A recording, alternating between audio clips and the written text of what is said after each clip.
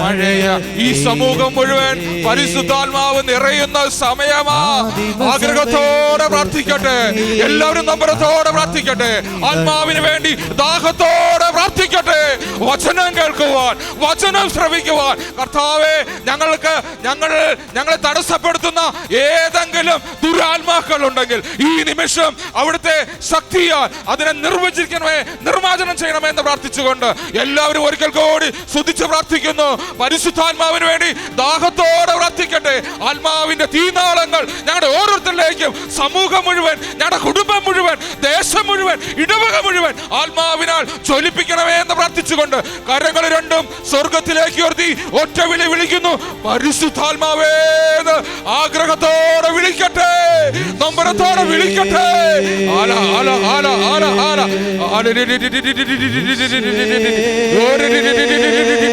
പരിശുദ്ധാത്മാവേ, പരിശുദ്ധാത്മാവേ, ആല ആല ആല ആല ആല.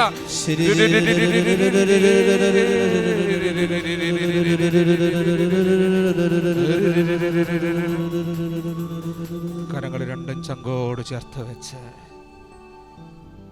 യോഹന്നാന്റെ പുസ്തകം അതിന്റെ 16-ാം അധ്യായം 13-ാം തിരുവചനം നമ്മളെ ഓർമ്മപ്പെടുത്തുകയാ. സത്യാത്മാവ് വരുമ്പോൾ നിങ്ങളെ സത്യത്തിന്റെ പൂർണ്ണതയിലേക്ക് നയിക്കും. സത്യാത്മാവ് വരുമ്പോൾ നിങ്ങളെ സത്യത്തിന്റെ പൂർണ്ണതയിലേക്ക് നയിക്കും. ഇത് ദൈവത്തിന്റെ വാഗ്ദാനമാ മക്കളെ.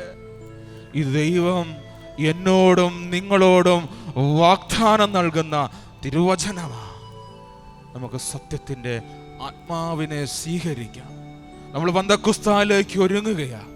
പന്തക്കുസ്ത തിരുനാളിലേക്ക് നമ്മൾ ഒരുങ്ങുമ്പോൾ നമുക്ക് പ്രാർത്ഥിക്കാം, കർത്താവേ, അവിടുത്തെ സത്യാത്മാവിനാൽ ഞങ്ങളെ നയിക്കുവാൻ, സത്യത്തിൽ നിലകൊള്ളുകൊണ്ട് കർത്താവേ നിനക്ക് സാക്ഷികളായി തീരുവാൻ ഞങ്ങളെ ഓരോരുത്തരെയും നീ ഉപകരണങ്ങളാക്കണമെന്ന് പ്രാർത്ഥിക്കാം.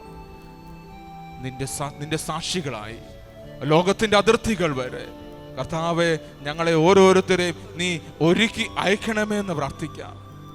നമുക്ക് സ്നേഹത്തോടെ നമുക്കായിരിക്കാം. നമ്മൾ തിരുവചനം ശ്രവിക്കുവാൻ നമ്മൾ ശ്രവിക്കുവാൻ വേണ്ടി പോവുകയാണ്. ഇത് നമുക്ക് വേണ്ടി വചനം പങ്കുവെക്കുന്ന നമ്മുടെ ബഹുമാനപ്പെട്ട ഏറ്റവും സ്നേഹത്തോടെ നമ്മൾ വേവിച്ച സഹോദരനെ നമ്മൾ കർത്താവിൻ്റെ കാര്യങ്ങളിൽ സമർപ്പിക്കുക. അധരങ്ങൾ തുറക്കുമ്പോൾ അളവ് കുറയാതെ കർത്താവേ അവിടുത്തെ വചനം ആ മകൻ്റെ അധരങ്ങളെ നീ ചൊല്ലിപ്പിക്കണമെന്ന് പ്രാർത്ഥിക്കാം. കർത്താവേ, ഒരു പുത്തൻ അഭിഷേകം ഇന്ന് വചനം പങ്കുവെക്കുമ്പോൾ നിന്റെ മക്കൾക്ക് നൽകുവാൻ തക്കവണ്ണം ഈ മകനെ അങ്ങ് പരിപൂർണമായി ഒരുക്കണമേ എന്ന് പ്രാർത്ഥിക്കാം. ഒരു പുതിയ അനുഭവം, ഒരു പുതിയ കൃപ ഇന്ന് ഈ സഹോദരനിലൂടെ കർത്താവെ ഈ ദേശത്തിനും ഈ നാടിനും ഈ ആലയത്തിന് നൽകണമേ എന്ന് പ്രാർത്ഥിച്ചുകൊണ്ട് നമുക്ക് രണ്ട് കരങ്ങളും ഉയർത്തി ഒരു നിമിഷം നമുക്ക് ബേബിജാനു വേണ്ടി പ്രത്യേകം പ്രാർത്ഥിക്കാം. Hallelujah, hallelujah, hallelujah, hallelujah, hallelujah, hallelujah. സ്വയേ സ്തുതിക്കുന്നു. Hallelujah, hallelujah, hallelujah, hallelujah, hallelujah. സ്തുതിക്കട്ടെ. Hallelujah, hallelujah. അധരങ്ങൾ തുറന്ന് സ്തുതിക്കട്ടെ. Hallelujah, hallelujah, hallelujah, hallelujah, hallelujah, hallelujah. Praise the lord. കണ്ണുകൾ അടച്ച് കരങ്ങൾ മാറോട് ചേർത്ത് വെച്ച് കടന്നു വന്ന നമ്മുടെ ഓരോരുത്തരുടെയും നൊമ്പരങ്ങളും വേദനകളും എല്ലാം നമുക്ക് കർത്താവിൻ്റെ തിരുസന്നിധിയിൽ സമർപ്പിക്കാം. ഏറെ നാളായിട്ടും പ്രാർത്ഥിച്ചിട്ട് ഉത്തരം കിട്ടാത്ത കുറേ പ്രാർത്ഥനകൾ നമ്മുടെ ഉള്ളിലുണ്ട്. കണ്ണുനീരിൻ്റെ നനവുള്ള പ്രാർത്ഥന. എൻ്റെ പ്രാർത്ഥന ദൈവം കേൾക്കുന്നുണ്ടോ? അത്തരത്തിൽ സംശയിച്ച് കടന്നു വന്നവരുണ്ട്. രോഗപീഠകളിൽ ബുദ്ധിമുട്ടുന്നവരുണ്ട്. പ്രിയപ്പെട്ടവരുടെ വേർപാടിൻ്റെ ദുഃഖത്തിൽ കഴിയുന്നവരുണ്ട്. സാമ്പത്തിക കടബാധ്യത മൂലം അസ്വസ്ഥ അനുഭവിക്കുന്നവരുണ്ട്. മരണഭയം, അകാരണമായ മരണഭയം അനേകരെ വേട്ടയാടുന്നുണ്ട്. ജീവിതത്തിൽ സന്തോഷം നഷ്ടപ്പെട്ടു പോയി, സമാധാനം നഷ്ടപ്പെട്ടു പോയി, സ്വസ്ഥതയില്ല. മക്കളുടെ ജീവിതത്തെ ഓർത്തുള്ള ഉത്കണ്ഠ, ജീവിത പങ്കാളിയെ ഓർത്തുള്ള നൊമ്പരം, കൂടപ്പിറപ്പുകൾ, സഹോദരങ്ങൾ തമ്മിലുള്ള ഭിന്നത, കലഹം, എന്ത് ചെയ്താലും പരാജയം. തമ്പുരാൻ്റെ കരങ്ങളിലേക്ക് വെച്ചു കൊടുക്കുക. മർക്കോസ് 16:17 വിശ്വസിക്കുന്നവരോടുകൂടെ ഈ അടയാളങ്ങൾ ഉണ്ടായിരിക്കും. അവർ എൻ്റെ നാമത്തിൽ പിശാചുക്കളെ ബഹിഷ്കരിക്കും, പുതിയ ഭാഷകൾ സംസാരിക്കും, സർപ്പങ്ങളെ കയ്യിലെടുക്കും, മാരകമായ എന്തു കുടിച്ചാലും അവരെ ഉപദ്രവിക്കില്ല. നിങ്ങൾ രോഗികളുടെ മേൽ കൈകൾ വയ്ക്കും, അവർ സൗഖ്യം പ്രാപിക്കും. കണ്ണുകൾ അടയ്ക്കട്ടെ. ഇസ്രായേലിൻ്റെ പരിശുദ്ധനായ ദൈവമേ, അങ്ങയുടെ മഹത്വം ദർശിച്ച യെശയ്യാ പ്രവാചകൻ സ്വന്തം അശുദ്ധിയോർത്ത് കരഞ്ഞതുപോലെ ഞങ്ങളും ഞങ്ങളുടെ കുറവുകളെ ഓർത്ത് അനുതാപത്തോടെ കേണപേക്ഷിക്കുന്നു. ഞങ്ങളുടെ മാലിന്യം നീക്കണമേ, ഞങ്ങളുടെ പാപങ്ങൾ ക്ഷമിക്കണമേ. അനന്തതയുടെ സാദൃശ്യത്തിൽ അനശ്വരതയിൽ നിലനിൽക്കുവാൻ അങ്ങ് ഞങ്ങളെ സൃഷ്ടിച്ചു. എന്നാൽ പാപ ആസക്തികളാൽ ഞങ്ങൾ അങ്ങയുടെ കൽപ്പനകൾ ലംഘിച്ചു. അങ്ങയെ മറന്ന് ഞങ്ങൾ ജീവിച്ചു. സ്നേഹത്തിൽ പരിശുദ്ധരും നിഷ്കളങ്കരുമായിരിക്കുവാൻ വിളിക്കപ്പെട്ട ഞങ്ങൾ ലോകമോഹത്തിലും ജഡിക താല്പര്യങ്ങളിലും പൈശാചിക ശക്തികളുടെ അടിമത്തത്തിലുമൊക്കെ ആയിത്തീർന്നു. ഇന്നിതാ പൂർണ്ണ ഹൃദയത്തോടെ ദൈവമേ, അങ്ങയിൽ നിന്ന് അകലാൻ കാണിച്ചതിൻ്റെ 10 ഇരട്ടി തീഷ്ണതയോടെ ഞങ്ങളിതാ തിരിച്ചു വരികയാണ്. പിതാവിനാൽ നടപ്പെടാത്തതെല്ലാം പിഴുതെറിയാൻ വന്ന യേശുവേ, പിശാചിൻ്റെ പ്രവർത്തനങ്ങളെ ഇല്ലാതാക്കാൻ വന്ന യേശുവേ, അങ്ങയുടെ അനന്ത കാരുണ്യത്താൽ ഞങ്ങളെ സ്വീകരിക്കണമേ, ഞങ്ങളെ വിശുദ്ധീകരിക്കണമേ, ഞങ്ങളെ അങ്ങയുടെ സ്വന്തമാക്കി തീർക്കണമേ. ധൂർത്ത പുത്രന് നൽകിയതുപോലെ ഞങ്ങൾ നഷ്ടപ്പെടുത്തി കളഞ്ഞതെല്ലാം ഞങ്ങൾക്ക് തിരിച്ചു നൽകണമേ. ഞങ്ങൾ ഞങ്ങളുടെ മാതാപിതാക്കളും ഞങ്ങളുടെ പൂർവികരും വഴിയൊക്കെ വന്നു പോയിട്ടുള്ള ശാപപാപ പൈശാചിക ദുരാത്മ ദുർഭൂത ശക്തികൾ ഇന്ന് ഞങ്ങൾ ഒന്ന് ചേർന്ന് തമ്പുരാന്റെ തിരുസന്നതിയിൽ മുട്ടുമടക്കി പ്രാർത്ഥിക്കുമ്പോൾ കണ്ണുനീരിന്റെ നനവുള്ള ഞങ്ങളുടെ പ്രാർത്ഥനകളുടെ മേൽ നിന്റെ കരമുയരപ്പെടട്ടെ. അത്ഭുതങ്ങളും അടയാളങ്ങളും ഇന്നിൻ്റെ അഭിഷേകമായി ഞങ്ങളിൽ പകരപ്പെടട്ടെ. വലിയൊരു വിടുതലിൻ്റെ ദിവസമാക്കി തീർക്കണമേ. എതിർചിന്തകൾ മാറിപ്പോയി ദൈവത്തിൽ ആശ്രയിക്കുവാൻ ഞങ്ങളുടെ പ്രാർത്ഥന കേൾക്കുന്നൊരു നല്ല ദൈവം ഈ കൂടാരത്തിൽ ഞങ്ങൾക്ക് വേണ്ടി കാത്തിരിക്കുന്നു എന്നൊരു അവബോധം. ബെത്സയിദ കുളക്കരയിൽ 38 വർഷക്കാലം തകർന്ന് തളർന്ന് കടന്നവൻ്റെ അരികിലേക്ക് വന്ന് ചോദിച്ച അതേ പൊന്നു തമ്പുരാൻ ഇന്ന് നമ്മോടും ചോദിക്കുകയാ, മോനെ മോളെ, നിനക്ക് സുഖം പ്രാപിക്കണമെന്നുണ്ടോ? തമ്പുരാന്റെ കരങ്ങളിലേക്ക് നമ്മെ തന്നെ പൂർണ്ണമായി നമുക്ക് വിട്ടുകൊടുക്കാം. നമ്മൾ കടന്നു വന്ന ഭവനങ്ങളെ നമുക്ക് ദൈവസന്നിധിയിലേക്ക് സമർപ്പിക്കാം. ഈ അനുഗ്രഹത്തിൻ്റെ കൂടാരത്തിൻ്റെ ആവശ്യങ്ങളെ സമർപ്പിക്കാം. പ്രത്യേകിച്ച് തിങ്കളാഴ്ച ദിവസം നടക്കുന്ന വ്രതവാഗ്ദാനത്തെ പ്രത്യേകം സമർപ്പിക്കാം. ഇവിടെയുള്ള എല്ലാ അമ്മമാരെയും നമുക്ക് സമർപ്പിക്കാം. ജൂബിലി ആഘോഷിക്കുന്ന സിസ്റ്റേഴ്സിനെ നമുക്ക് സമർപ്പിക്കാം. ഇന്ന് വരെ ഇവിടെ കടന്നു വന്ന് പ്രാർത്ഥിച്ചു പോയിട്ടുള്ള എല്ലാവരെയും നമുക്ക് ഓർക്കാം. ശുശ്രൂഷയ്ക്കായി കടന്നു വന്നിട്ടുള്ള എല്ലാ അഭിഷിക്തരെയും വചനപ്രഘോഷകരെയും നമുക്ക് ഓർക്കാം. സകലതും ദൈവകരങ്ങളിൽ വെച്ച് കൊടുത്തുകൊണ്ട് ഇരുകരങ്ങളും സ്വർഗത്തോളം അങ്ങോട്ട് കരമുയർത്തുക. ആരുമാരെയും നോക്കണ്ട. ഉയർത്തിപ്പിടിച്ച നിന്റെ കരങ്ങളിലാ നിന്റെ ആവശ്യങ്ങൾ, അപേക്ഷകൾ, പ്രാർത്ഥനകൾ. ഉയർത്തിപ്പിടിച്ച കരങ്ങളിൽ നീ യോഗങ്ങൾ വെച്ച് കൊടുക്ക്. ഈ കൂടാരം വിട്ടു പോകുന്നതിന് മുൻപേ നമ്മുടെ പ്രാർത്ഥനയുടെ നേരെ ദൈവത്തിൻ്റെ കരമുയരപ്പെടണം. ആണിപ്പാടുള്ള കരത്താൽ ദൈവം നമ്മുടെ കരത്തെ ചേർത്ത് പിടിക്കണം. ഒരത്ഭുതത്തിനും അടയാളത്തിനുമായി നമ്മെ തന്നെ വിട്ടുകൊടുത്തുകൊണ്ട് ഏകരക്ഷാനാമമായ യേശു എന്ന നാമത്തെ അധരം തുറന്ന് സ്വരമുയർത്തി മനമുയർത്തി ഒന്ന് വിളിച്ചേ. യേശുവേ എന്നൊന്ന് വിളിച്ചേ. അധരം തുറന്നൊന്ന് വിളിച്ചേ. അധരത്തിൻ്റെ കെട്ടുകൾ അഴിയട്ടെ. പാപശാപ ബന്ധനങ്ങൾ വിട്ടുപോകട്ടെ. ഒരു പുത്തൻ അഭിഷേകം ഇപ്പോ എല്ലാ മക്കളുടെ മേലും വ്യാപരിക്കട്ടെ. ദൈവത്തിൻ്റെ ശക്തി, അത്ഭുതത്തിൻ്റെ ശക്തി. പുറപ്പാട് 9:16 എൻ്റെ ശക്തി നിനക്ക് കാണിച്ചു തരാൻ, അങ്ങനെ എൻ്റെ നാമം ലോകം മുഴുവൻ പ്രഘോഷിക്കാനും വേണ്ടിയാണ് ഞാൻ നിന്നെ ജീവിക്കാൻ അനുവദിച്ചത്. Hallelujah, hallelujah. യേശു നാമത്തിൽ തന്നെ പ്രാർത്ഥിക്കുന്നു. പ്രാർത്ഥന കേൾക്കുമാറാകട്ടെ. ആമേൻ. ഈശോ പഠിപ്പിച്ച അതിവിശിഷ്ടമായ പ്രാർത്ഥന, ഏറ്റവും വലിയ ബന്ധന പ്രാർത്ഥനയാണ്. ഏതടഞ്ഞ വാതിലും തുറക്കുന്ന പ്രാർത്ഥനയാണ് ഈശോ പഠിപ്പിച്ച പ്രാർത്ഥന. ഏകമനസ്സോടെ മക്കളുടെ സ്വാതന്ത്ര്യത്തിൽ നമുക്ക് പ്രാർത്ഥിക്കാം. സ്വർഗസ്ഥനായ ഞങ്ങളുടെ പിതാവേ, അങ്ങയുടെ നാമം പൂജിതമാകണമേ, അങ്ങയുടെ രാജ്യം വരണമേ, അങ്ങയുടെ തിരുമനസ് സ്വർഗത്തിലെ പോലെ ഭൂമിയിലുമാകണമേ.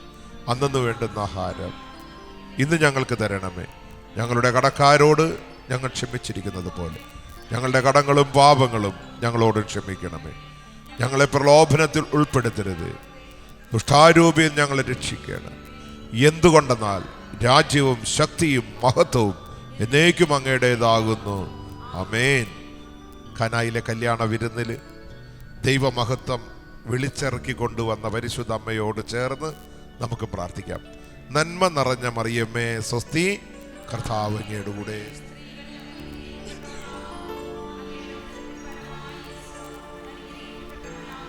പരിശുദ്ധ മറിയമ്മേ തമ്പുരാന്റെ അമ്മേ, പാപികളായി ഞങ്ങൾക്ക് വേണ്ടി എപ്പോഴും ഞങ്ങളുടെ മരണസമയം തമ്പുരാനോട് അപേക്ഷിച്ചു കൊള്ളണമേ. ത്രിത്വക ദൈവത്തിൻ്റെ അനുഗ്രഹത്തിനായി പിതാവിൻ്റെയും പുത്രൻ്റെയും പരിശുദ്ധാത്മാവിൻ്റെയും നാമത്തിൽ ആമേൻ. ഈശോ മിശിഹായ്ക്ക് സ്തുതിയായിരിക്കട്ടെ. യേശുവിൻ്റെ സമാധാനം വേണ്ടതും വലതു നിൽക്കണവർക്ക് സന്തോഷത്തോടെ കൈമാറി സ്വസ്ഥമായിട്ട് സ്വസ്ഥാനങ്ങളിൽ നമുക്ക് അങ്ങനെ ഇരിക്കാം. സകല ജനത്തിനും വേണ്ടിയിട്ടുള്ള വലിയ സന്തോഷത്തിൻ്റെ സദ്വാർത്തയുമായി കടന്നു വന്ന യേശു കർത്താവ് ഒരിക്കൽ കൂടി നമ്മോട് ചോദിക്കുന്ന ചോദ്യം അതുതന്നെ. ഏത്? സന്തോഷം ആണോ എന്ന്. നമ്മളെപ്പോഴും എങ്ങനെ ഇരിക്കണമെന്നാണ് പറയണേ? സന്തോഷത്തോടെ ഇരിക്കണം. പക്ഷെ നിങ്ങളുടെ മുഖത്ത് സന്തോഷമുണ്ടാ? സുഭാഷിതങ്ങൾ 14:13 കഴിഞ്ഞ പ്രാവശ്യം പറഞ്ഞ വചനമാണ്. ചിരിക്കുമ്പോൾ പോലും ഹൃദയം ദുഃഖഭരിതമാണ്, സന്തോഷം സന്താപത്തിലാണ് അവസാനിക്കണേ, അല്ലേ? ചിരിയൊക്കെ ഉണ്ടോയെന്ന് ചോദിച്ചാൽ വല്ലപ്പോഴും ഒക്കെ ഒരു ചിരിയുണ്ട്. എങ്ങനെ ചിരിക്കാനാ? 100 കൂട്ടം പ്രശ്നങ്ങളാ. എന്താ ദുഃഖത്തിൻ്റെ കാരണം? സങ്കീർത്തനം 77:10 പറയുന്നുണ്ട്, അത്യുന്നതൻ്റെ ശക്തി പ്രകടമാകാത്തതാണ് ദുഃഖത്തിൻ്റെ കാരണം. ഒരു ഹല്ലേലൂയ പറഞ്ഞേ, ജീവനോടെ പറഞ്ഞേ, ശക്തിയോടെ പറഞ്ഞേ. അപ്പോൾ ദൈവത്തിൻ്റെ ശക്തി പ്രകടമാകണം ഈ കൂടാരത്തിൽ. ഇന്ന് ആദ്യമായിട്ട് ഈ അനുഗ്രഹത്തിൻ്റെ കൂടാരത്തിലേക്ക് വന്ന ആരെങ്കിലും ഉണ്ടോ? ആദ്യമായിട്ട് ഇവിടെ വന്നിട്ടുള്ളവർ ഒന്ന് കൈവയ്ക്കേ. 1 2 3 4 5 5 6 പേരുണ്ടല്ലോ. അക്രൈസ്തവരുണ്ടോ? ഹൈന്ദവ വിശ്വാസത്തിൽ നിന്ന് വന്നവരോ മുസ്ലിം സഹോദരന്മാരാരെങ്കിലും ഉണ്ടോ? ഇല്ല. അക്രൈസ്തവരായിട്ടുള്ളവർ ഒത്തിരി വന്നിരുന്നതാണ്. അപ്പം അവർക്കും പ്രാർത്ഥനകളൊക്കെ ആയിട്ടുണ്ട്. അവരുടെയൊക്കെ കൂട്ടായ്മയിലൊക്കെ പ്രാർത്ഥന ശക്തമായിട്ടുണ്ട്. എന്തായാലും ആദ്യം വന്നവർക്ക് ഉറപ്പായിട്ട് ഞാൻ ദൈവസന്നിധിയിൽ തമ്പുരാൻ്റെ അൾത്താരയിൽ നിന്നുകൊണ്ട് പറയാ, ആദ്യമായിട്ട് വന്നിട്ടുള്ളവർക്ക് ദൈവം വെറും കൈയോടെ വിടുകയില്ല. Hallelujah, hallelujah. അതൊരു വലിയൊരു അത്ഭുതമാണ്. ആദ്യം വരുന്നവർക്കും അന്യമത വിശ്വാസത്തിൽ നിന്ന് വരുന്നവർക്കും ദൈവം വാരിക്കോരി അനുഗ്രഹങ്ങൾ കൊടുക്കുന്നത് കാണാറുണ്ട്. ബാക്കിയുള്ളവർക്ക് കിട്ടൂല എന്നല്ല പറയണേ, നമ്മളിതെന്തോരം കണ്ടേക്കണതാ അല്ലേ? നമ്മളെന്തോരം പയറ്റിയതാ. നമുക്കെല്ലാം അറിയാം. ഈ ആദ്യമായിട്ട് വന്ന പാവങ്ങൾ ചിലപ്പോൾ ആരെങ്കിലും നിർബന്ധിച്ചിട്ട് വന്നതായിരിക്കാം. എന്തോ എങ്ങനെയായാലും ഇവിടെ വരണമെന്നുണ്ടെങ്കിൽ, ഇവിടെ നിന്നല്ല, ദൈവസന്നിധിയിൽ എത്തണമെന്നുണ്ടെങ്കിൽ അത് മനുഷ്യരുടെ പ്രയത്നം കൊണ്ടല്ല, പിതാവിനാൽ ആകർഷിക്കപ്പെടാതെ ആർക്കും വരാൻ പറ്റൂല. ആ സത്യം നമ്മൾ തിരിച്ചറിയണം. ഇന്ന് ഇവിടെ വന്നിട്ടുണ്ടെങ്കിൽ ആള് കുറവുണ്ട് അല്ലേ? ആള് കഴിഞ്ഞ പ്രാവശ്യത്തെയായാലും കുറവാ. അപ്പോൾ ഒരു കാര്യം മനസ്സിലാക്കണം, ആള് കുറയണുണ്ടെങ്കിൽ അത്ഭുതം നടക്കുന്നുണ്ടെന്നുള്ളതാ. കാരണം വന്ന ആവശ്യം കിട്ടിക്കഴിഞ്ഞാൽ പിന്നെ വരേണ്ട ആവശ്യമുണ്ടാ അല്ലേ? നമ്മൾ വന്നേക്കണ ചില ആവശ്യങ്ങൾക്ക് വേണ്ടിയിട്ടാ. അത് നടന്നു കഴിഞ്ഞാൽ പിന്നെ വരേണ്ട ആവശ്യമില്ല. അപ്പോൾ ഈ വന്നവരൊക്കെ എന്താണ്? അനുഗ്രഹിക്കപ്പെട്ടു പോയി. 10 കുരുടന്മാര് സൗഖ്യപ്പെട്ടു. ഈശോ ചോദിച്ചു, നന്ദി പറയാൻ ഒരുത്തൻ മാത്രം വന്നു, അതും വിജാതിയൻ. തമ്പുരാൻ ചോദിച്ചു, ബാക്കി 9 എവിടെ? അങ്ങനെ അനുഗ്രഹം കിട്ടി പോകുന്ന കുറേ പേരുണ്ട്. അതുകൊണ്ടാണ് ഇവിടെ ഇപ്പം ഇരിക്കുന്നവര് അനുഗ്രഹം കിട്ടാനുള്ളവരാണ്. മറുവക്കാട് എന്നും പറഞ്ഞൊരു സ്ഥലമുണ്ട് കണ്ണമാലിക്കടുത്ത്. വർഷങ്ങൾക്ക് മുൻപ് അവിടെ മറുവക്കാട് പള്ളിയിൽ ധ്യാനിപ്പിച്ചുകൊണ്ടിരിക്കും. അന്ന് ദേവാലയ അവിടെ പണി നടന്നുകൊണ്ടിരിക്കുക സമയമാണ്, പൊളിച്ചു പണി നടക്കാം. അവിടുത്തെ ഒരു അച്ഛനാണെങ്കിൽ മുൻശുണ്ടിയായ ഒരു അച്ഛൻ, എന്നാൽ നല്ല പ്രാർത്ഥനയുള്ള അച്ഛനാണ്. അച്ഛൻ ഭയങ്കര ഉള്ളതുപോലെ പറയും.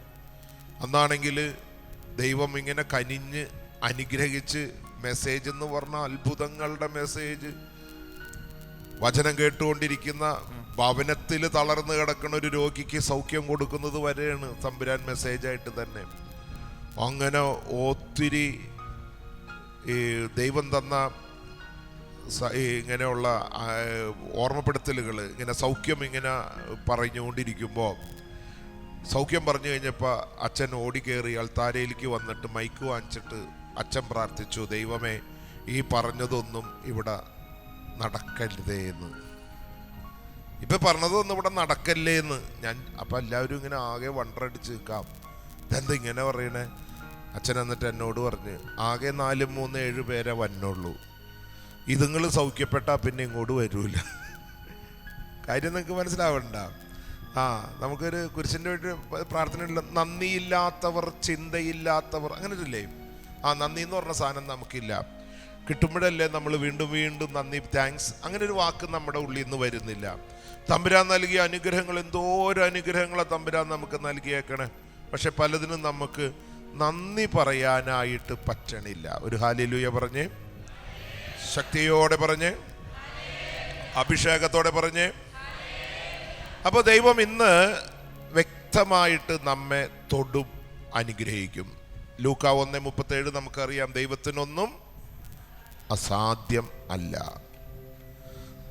ജെറമി 32:27 പറയുന്നു, സകല മർത്യരുടെയും ദൈവമായ കർത്താവാണ് ഞാൻ, എനിക്ക് അസാധ്യമായിട്ട് എന്തെങ്കിലും ഉണ്ടോ? പക്ഷെ നമ്മുടെ വിശ്വാസത്തെ ദൈവം അളക്കുക. നമുക്കൊരു വിശ്വാസം വരണം. ഹബക്കുക്ക് പ്രവാചകന്റെ പുസ്തകം 1:5 നമുക്കറിയാം, ജനതകളുടെ ഇടയിലേക്ക് നോക്കി വിസ്മയഭരിതരാകുവിൻ, പറഞ്ഞാൽ വിശ്വസിക്കാനാവാത്ത ഒരു പ്രവൃത്തി കർത്താവ് നിങ്ങളുടെ നാളുകളിൽ ചെയ്യാൻ പോകണു. അത് ഇന്നാണ്, അത് ഇവിടെ വെച്ചാണ്, അത് യേശു ക്രിസ്തുവിന്റെ അധികാരമുള്ള നാമത്തിലാണ്. ഹല്ലേലൂയാ, ഹല്ലേലൂയാ. അപ്പസ്തോല പ്രവർത്തനം 13:41 പറയുന്നുണ്ട്, നിന്ദകരെ, നന്ദിയില്ലാത്തവരെ എന്നാ വിളിക്കണേ, നിന്ദകരെ ആശ്ചര്യപ്പെടുവിൻ, അപ്രത്യക്ഷരാകുവിൻ, എന്തെന്നാൽ നിങ്ങളുടെ ദിനങ്ങളിൽ ഞാൻ ഒരു പ്രവൃത്തി ചെയ്യുന്നു, ആരു പറഞ്ഞാലും വിശ്വസിക്കാത്ത ഒരു പ്രവൃത്തി. ആര് പറഞ്ഞാലും വിശ്വസിക്കാത്ത പ്രവൃത്തി. ദൈവത്തിൻ്റെ പ്രവൃത്തികൾ നമുക്ക് എത്ര പറഞ്ഞാലും മതി വരൂല, അത്രമാത്രം ഇടപെടല. ദൈവമക്കൾ എവിടെയെല്ലാം ഒന്ന് ചേർന്ന് സത്യദൈവത്തെ വിളിച്ച് പ്രാർത്ഥിക്കുന്നുണ്ടോ, ആ പ്രാർത്ഥനകളുടെ മേൽ, ആ കൂടാരത്തിൻ്റെ മേൽ ദൈവത്തിൻ്റെ അഗ്നി അഭിഷേകം ഇറങ്ങി വരും, എവിടെ ഇരുന്ന് പ്രാർത്ഥിച്ചാൽ. പിന്നെ ചില സ്ഥലങ്ങൾ ദൈവം അനാദികാലം മുമ്പേ തെരഞ്ഞെടുത്ത സ്ഥലങ്ങളുണ്ട്. ഈ പ്രദേശത്തിന് വേണ്ടി ഇങ്ങനൊരു അനുഗ്രഹത്തിന്റെ കൂടാരം അനാദികാലം മുമ്പേ തെരഞ്ഞെടുത്തതാണ്. എത്ര ലക്ഷങ്ങളാ ഇവിടെ വന്ന് ധ്യാനിച്ച് സൗഖ്യപ്പെട്ട് വിടുതൽ പ്രാപിച്ച് കടന്നു പോയേക്കണേ. ഒരു കാലഘട്ടത്തിൽ ഇവിടെ ധ്യാനം കൂടാനായിട്ട് ആൾക്കാരെ കയറ്റാൻ പറ്റാത്ത അവസ്ഥ, അതേപോലെ തിക്കും തിരക്കുമായിരുന്നു. പിന്നെ ഇപ്പൊ ധ്യാന കേന്ദ്രങ്ങൾ ഒത്തിരി സ്ഥലങ്ങളിലായി, എല്ലായിടത്തും ഇപ്പൊ ധ്യാന കേന്ദ്രങ്ങളാണ്, എന്നിട്ടും കുറവൊന്നുമില്ല. അപ്പൊ തീർച്ചയായിട്ടും ഇങ്ങനെ ദേശത്തിന് വേണ്ടിയിട്ട് ഇതേപോലെ ചില കൂടാരങ്ങള് ക്രിസ്ത്യാനിക്ക് വേണ്ടി മാത്രമുള്ളതല്ല, സ്വജാതീനെന്നോ വിജാതീനെന്നോ തരംതിരിക്കാതെ അനേകർക്ക് അത്താണിയായിട്ട് ഇതേപോലെ കൂടാരങ്ങൾ ദൈവം സ്ഥാപിച്ചിട്ടുണ്ട്. എന്തായാലും കടന്നു വരുന്നവരെല്ലാം അനുഗ്രഹിക്കപ്പെട്ട് കടന്നു പോകും ഉറപ്പായിട്ടും. അപ്പൊ ഇന്ന് നമ്മൾ നമ്മളെ തന്നെ ഒന്ന് ദൈവസന്നിധിയിലേക്ക് വെച്ചു കൊടുക്കും. ഹെബ്രായർ 13:5 ഇങ്ങനെ പറയുന്നു, ഹെബ്രായർക്ക് എഴുതിയ ലേഖനം, ഞാൻ നിന്നെ ഒരു വിധത്തിലും അവഗണിക്കുകയോ ഉപേക്ഷിക്കുകയോ ഇല്ല. വചനം പറയാണ്, ഞാൻ നിന്നെ ഒരു വിധത്തിലും അവഗണിക്കില്ല, ഉപേക്ഷിക്കില്ല. ഞാനൊരു സംഭവം ഓർക്കുകയാണ്. 1988 കാലഘട്ടം,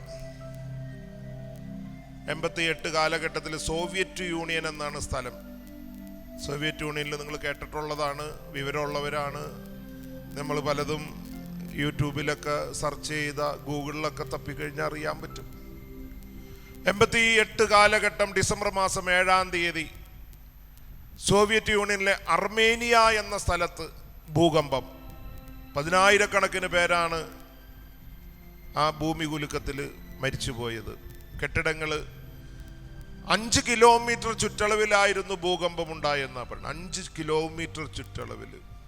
റിക്ടർ സ്കെയിലിൽ അതിൻ്റെ അളവ് ഭീമമായൊരു കാണിച്ചിരിക്കുന്നത്.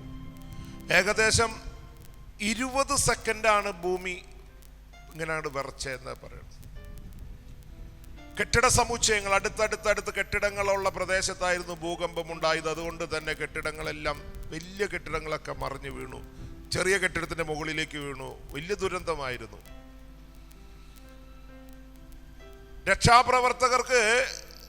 രക്ഷാപ്രവർത്തനം ഭയങ്കര ദുഷ്കരമാണ്. കാരണം കെട്ടിടമൊക്കെ മറിഞ്ഞു വീണിട്ടുണ്ടെങ്കിൽ നമുക്കറിയാം, ഞങ്ങളുടെ നാട്ടിൽ ആലുവയിൽ ഒരു മഴക്കാലത്ത് ഒരു ഷാജി എന്ന് പറയുന്ന ഒരു മുസ്ലിം സഹോദരൻ്റെ വീട് സന്ധ്യാസമയത്ത് ഫൗണ്ടേഷൻ സ്ട്രോങ് ആയിരുന്നില്ല. 1 നിലയുടെ ഫൗണ്ടേഷൻ ഇട്ടിട്ടുണ്ടായുള്ളൂ. പക്ഷേ 3 നില പണിതു. 2.5 സെന്റ് സ്ഥലമുള്ളൂ. ചെറിയൊരു ഇതിൽ 3 നില, വർഷാപ്പ് മോളിൽ ലോഡ് മുഴുവൻ കയറി. ഷാജിയുടെ ഭാര്യ, ഒരു മോള്, ഒരു മോൻ, 4 പേരായിരുന്നു വീട്ടിൽ. സന്ധ്യാസമയത്ത്, മഴ സമയത്ത്, ഇടിവെട്ട് മഴയുള്ള സമയത്ത് കെട്ടിടം അങ്ങോട്ട് തകർന്ന് വീണു. ഈ മകൻ എങ്ങനെയോ പാരപ്പറ്റിൽ കൂടെ ചാടി അടുത്ത കെട്ടിടത്തിന്റെ മുകളിലേക്ക് അവൻ ചാടി. അവൻ രക്ഷപ്പെട്ടു. ബാക്കി 3 എണ്ണം പെട്ടുപോയി. ആലുവയിൽ നിന്ന് ഫയർഫോഴ്സ്, എറണാകുളത്ത് നിന്ന് നേവി, ഒത്തിരി പേരാണ് രക്ഷാപ്രവർത്തനത്തെത്തിയത്. ഈ കരണ്ട് ഇതൊക്കെ പൊട്ടിക്കിടക്കണ്, ഇടിമിന്നല്. അതുകൊണ്ട് രക്ഷാപ്രവർത്തനം ഭയങ്കര ദുഷ്കരമാണ്. സൂക്ഷിച്ചും കണ്ടും ബീമുകൾ മാറ്റിയില്ലെങ്കിൽ കെട്ടിടം വീണ്ടും അമർന്നു പോകും, ഉള്ള ജീവൻ പോലും നഷ്ടപ്പെട്ടു പോകും. അതുകൊണ്ട് വളരെ ശ്രദ്ധയോട് വേണം ഈ രക്ഷാപ്രവർത്തനം നടത്താൻ. അവിടെയുള്ള സമീപവാസികളുണ്ട്, രാഷ്ട്രീയ പ്രമുഖരുണ്ട്, എല്ലാ തലങ്ങളിലുള്ളവരും രക്ഷാപ്രവർത്തനം നടത്തുന്നുണ്ട്. പക്ഷേ പിറ്റേ ദിവസം പത്രം ഇറങ്ങുന്നതിന് മുൻപ്, പ്രിന്റിങ്ങിന് മുമ്പ് ആ മകളുടെ ഡെഡ് ബോഡി മാത്രമേ കിട്ടിയുള്ളൂ.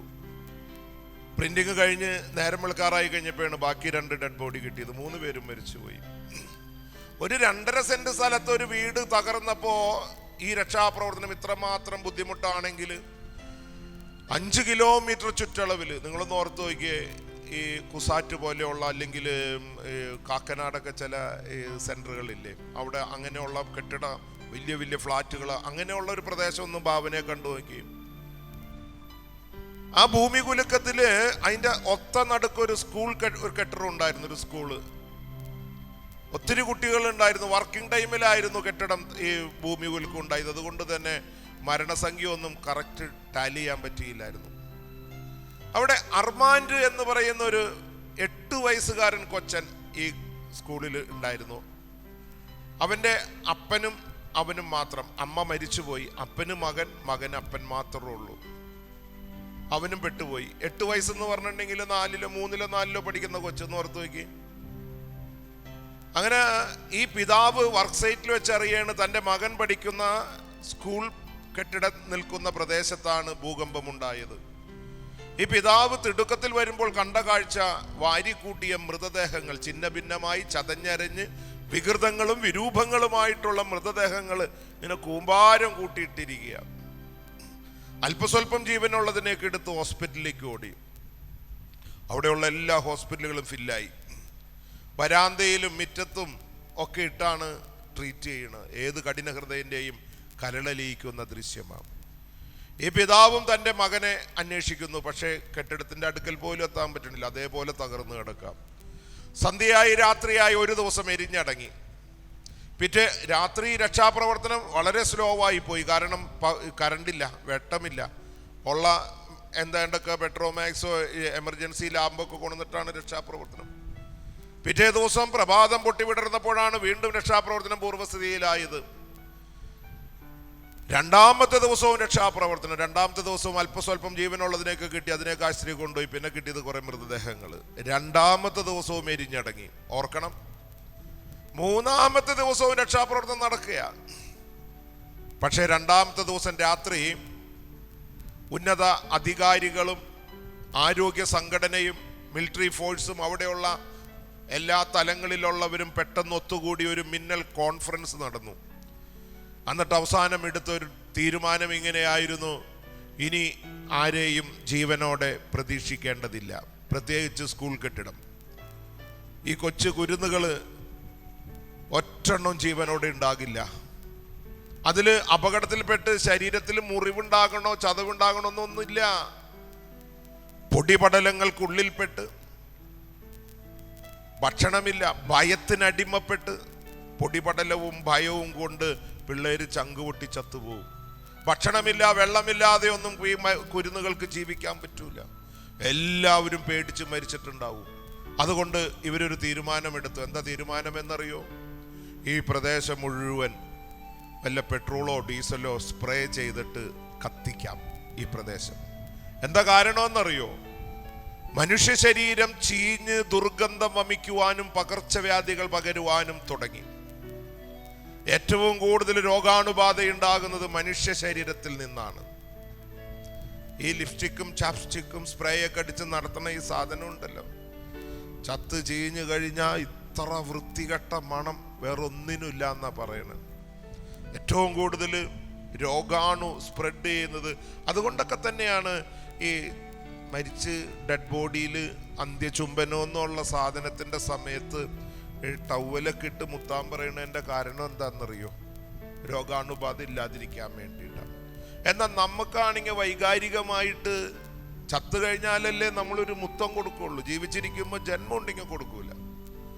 ചത്തു കഴിയുമ്പോൾ മുത്തമല്ലല്ലോ, നക്കല്ലേ, മുത്തേ പൊന്നേ കെട്ടി പിടിക്കും അങ്ങോട്ട്. ജീവിച്ചിരിക്കുമ്പോൾ അതുകൊണ്ട് അവർ കത്തിക്കാൻ തീരുമാനിച്ചു. നിങ്ങൾ വേണമെങ്കിൽ ഇവിടെ ഹോസ്പിറ്റലുമായി ബന്ധപ്പെട്ട ആരെങ്കിലും ഉണ്ടെങ്കിൽ നിങ്ങൾക്ക് ഞാൻ വേണമെങ്കിൽ നിങ്ങളോട് ഞാൻ വെല്ലുവിളിക്കുകയാണ്. വലിയ ദുരന്തങ്ങൾ ഉണ്ടാകുമ്പോൾ, കൂട്ടമരണങ്ങളുള്ള സ്ഥലങ്ങളിൽ, അപകട മരണങ്ങൾ, ട്രെയിൻ ക്രാഷ് അങ്ങനെയൊക്കെ ഉള്ള സ്ഥലങ്ങളിൽ മൃതദേഹങ്ങൾ ഇങ്ങനെ പെട്ടുകിടക്കുമ്പോൾ ചീഞ്ഞ് ഒരു വക പ്രത്യേക തരം ഒരു രോഗാണു, ഒരു വൈറസ് ബാധയുണ്ടാവും. അതിനെ നശിപ്പിക്കാൻ ഇന്നേ വരെ മെഡിസിൻ കണ്ടുപിടിച്ചിട്ടില്ലെന്നേ. അതിനെ നശിപ്പിക്കാൻ ഒറ്റ മാർഗമുള്ളൂ: ഫയർ, തീയിടുക, തീയിട്ട് നശിപ്പിക്കാം. എന്നാലേ രോഗാണു നിർവീര്യമാവുകയുള്ളൂ. അതുകൊണ്ടാണ് ഇവർ പ്രദേശം മുഴുവൻ ഈ ഇങ്ങനെ കത്തിക്കാൻ തീരുമാനമെടുത്തത്. അങ്ങനെ കത്തിക്കാൻ തീരുമാനമെടുത്തത് ഈ അപ്പൻ തിരിച്ചറിയുക. ഈ അപ്പൻ ഇവരുടെ മുമ്പിൽ വന്നിട്ട് പറയുകയാണ്: എൻ്റെ മകൻ മരിച്ചിട്ടില്ല. ഈ തകർന്നു കിടക്കുന്ന കെട്ടിടത്തിന്റെ ഉള്ളിൽ എൻ്റെ മകൻ ജീവനോടെ ഉണ്ട്. റോമ 5:5. പ്രത്യാശ നമ്മെ നിരാശരാക്കുന്നില്ല. പ്രത്യാശ. ഇന്നത്തെ ഏറ്റവും വലിയൊരു കുഴപ്പം എന്താണെന്നറിയാമോ? പ്രത്യാശയില്ലെന്നേ. ഇന്ന് നിരാശയിലാ മനുഷ്യൻ കിടക്കണേ. ചിരിക്കാനും അറിഞ്ഞുകൂടാ, കരയാനും അറിഞ്ഞുകൂടാ. ഒരു നിർവികാരത, ഒരു എന്താ പറയണേ, ഒരു വലിയൊരു മാനസിക അസ്വസ്ഥ ഒരു അവസ്ഥയാണത്. സൈക്കാട്രി പ്രോബ്ലമാണത്. ചിരിക്കാൻ പറ്റണില്ല, കരയാൻ പറ്റണില്ല. ആകെ ഉള്ളത് നെടുവീർപ്പ് മാത്രം. ഈ അപ്പൻ പറയാണ്: എൻ്റെ മകൻ മരിച്ചിട്ടില്ല. ഈ കുടുങ്ങിക്കിടക്കുന്ന കെട്ടിടത്തിന്റെ ഉള്ളിൽ എൻ്റെ മകൻ ജീവനോടെയുണ്ട്. മനുഷ്യജീവന്റെ വിലയെ ഉയർത്തി കാണിച്ച നിമിഷങ്ങളായിരുന്നു. ഒരു 24 വർഷം മുൻപ് എൻ്റെ ജീവന്റെ വില എന്തെന്ന് ചോദിച്ച ഒരു പട്ടിയുടെ വില ഉണ്ടായിരുന്നില്ല. ഉള്ള കാര്യം പറയാൻ കാരണം എന്താണെന്നറിയോ? ഞാൻ ആരാണ്, എൻ്റെ വില എന്ത് എന്ന് എനിക്ക് അറിയില്ലായിരുന്നു. ദൈവദത്തമായ പരിശുദ്ധാത്മാവിന്റെ ആലയമാണ് ശരീരം എന്നുള്ള തിരിച്ചറിവില്ലാതെ ഈ ലോകത്തിന്റെ പാപത്തിന്റെ ശാപത്തിന്റെ ആസക്തികൾക്ക് അടിമപ്പെട്ട്, ലഹരിക്കടിമപ്പെട്ട് ഞാൻ എൻ്റെ വിലയെ ഞാൻ നശിപ്പിച്ചു കളഞ്ഞു. എന്നാൽ ഇന്ന് എൻ്റെ വില എന്തെന്ന് ചോദിച്ച തിരിച്ചറിവ് വന്ന് ഞാൻ നെഞ്ചത്ത് കൈവച്ച് ഈ അൾത്താരയുടെ മുമ്പിൽ എന്ന് പറയട്ടെ: 9 അടി പൊക്കമുള്ള മരക്കുരിശേൽ 3 കാരുരുമ്പാണികളിൽ തൂങ്ങിക്കിടക്കണ ഏകരക്ഷകനും ലോകരക്ഷകനും സൗഖ്യദായകനുമായ ഈ യേശു ക്രിസ്തുവിന്റെ വിലയാണ് എൻ്റെയും നിങ്ങളുടെയും വില. ഒരു ഹല്ലേലൂയ പറഞ്ഞേ, ശക്തിയോടെ പറഞ്ഞേ, അഭിഷേകത്തോടെ പറഞ്ഞേ. കാരണം എന്താ? അവൻ അവന്റെ വിലയെ നമുക്കായി പകരം വെച്ചു. നമ്മുടെ വിലയെ അവൻ ഏറ്റെടുത്തു, അവന്റെ വിലയെ നമുക്ക് നൽകി. ഇതാണ് കുഴഞ്ഞ ചേറ്റിൽ നിന്നും അഗാധ ഗർത്തത്തിൽ നിന്നും അവിടുന്ന് നമ്മെ എടുത്തുയർത്തി പാറമേൽ നിർത്തി. ഇതാണ് രക്ഷ. കുഴഞ്ഞ ചേറ്റിൽ അഗാധ ഗർത്തം, അതിൽ നിന്നും നമ്മെ എടുത്ത് അവന്റെ വില നമുക്കായിട്ട് നൽകി. എന്റെ പ്രിയപ്പെട്ടവരെ, ഈ മനുഷ്യൻ പറയാണ് എൻ്റെ മകൻ മരിച്ചിട്ടില്ല. ഇവരെല്ലാവരും പരസ്പരം അങ്ങോട്ടും ഇങ്ങോട്ടും നോക്കിയിട്ട് പറഞ്ഞു, ഇയാൾക്ക് ഭ്രാന്താണെന്നാ തോന്നണേ.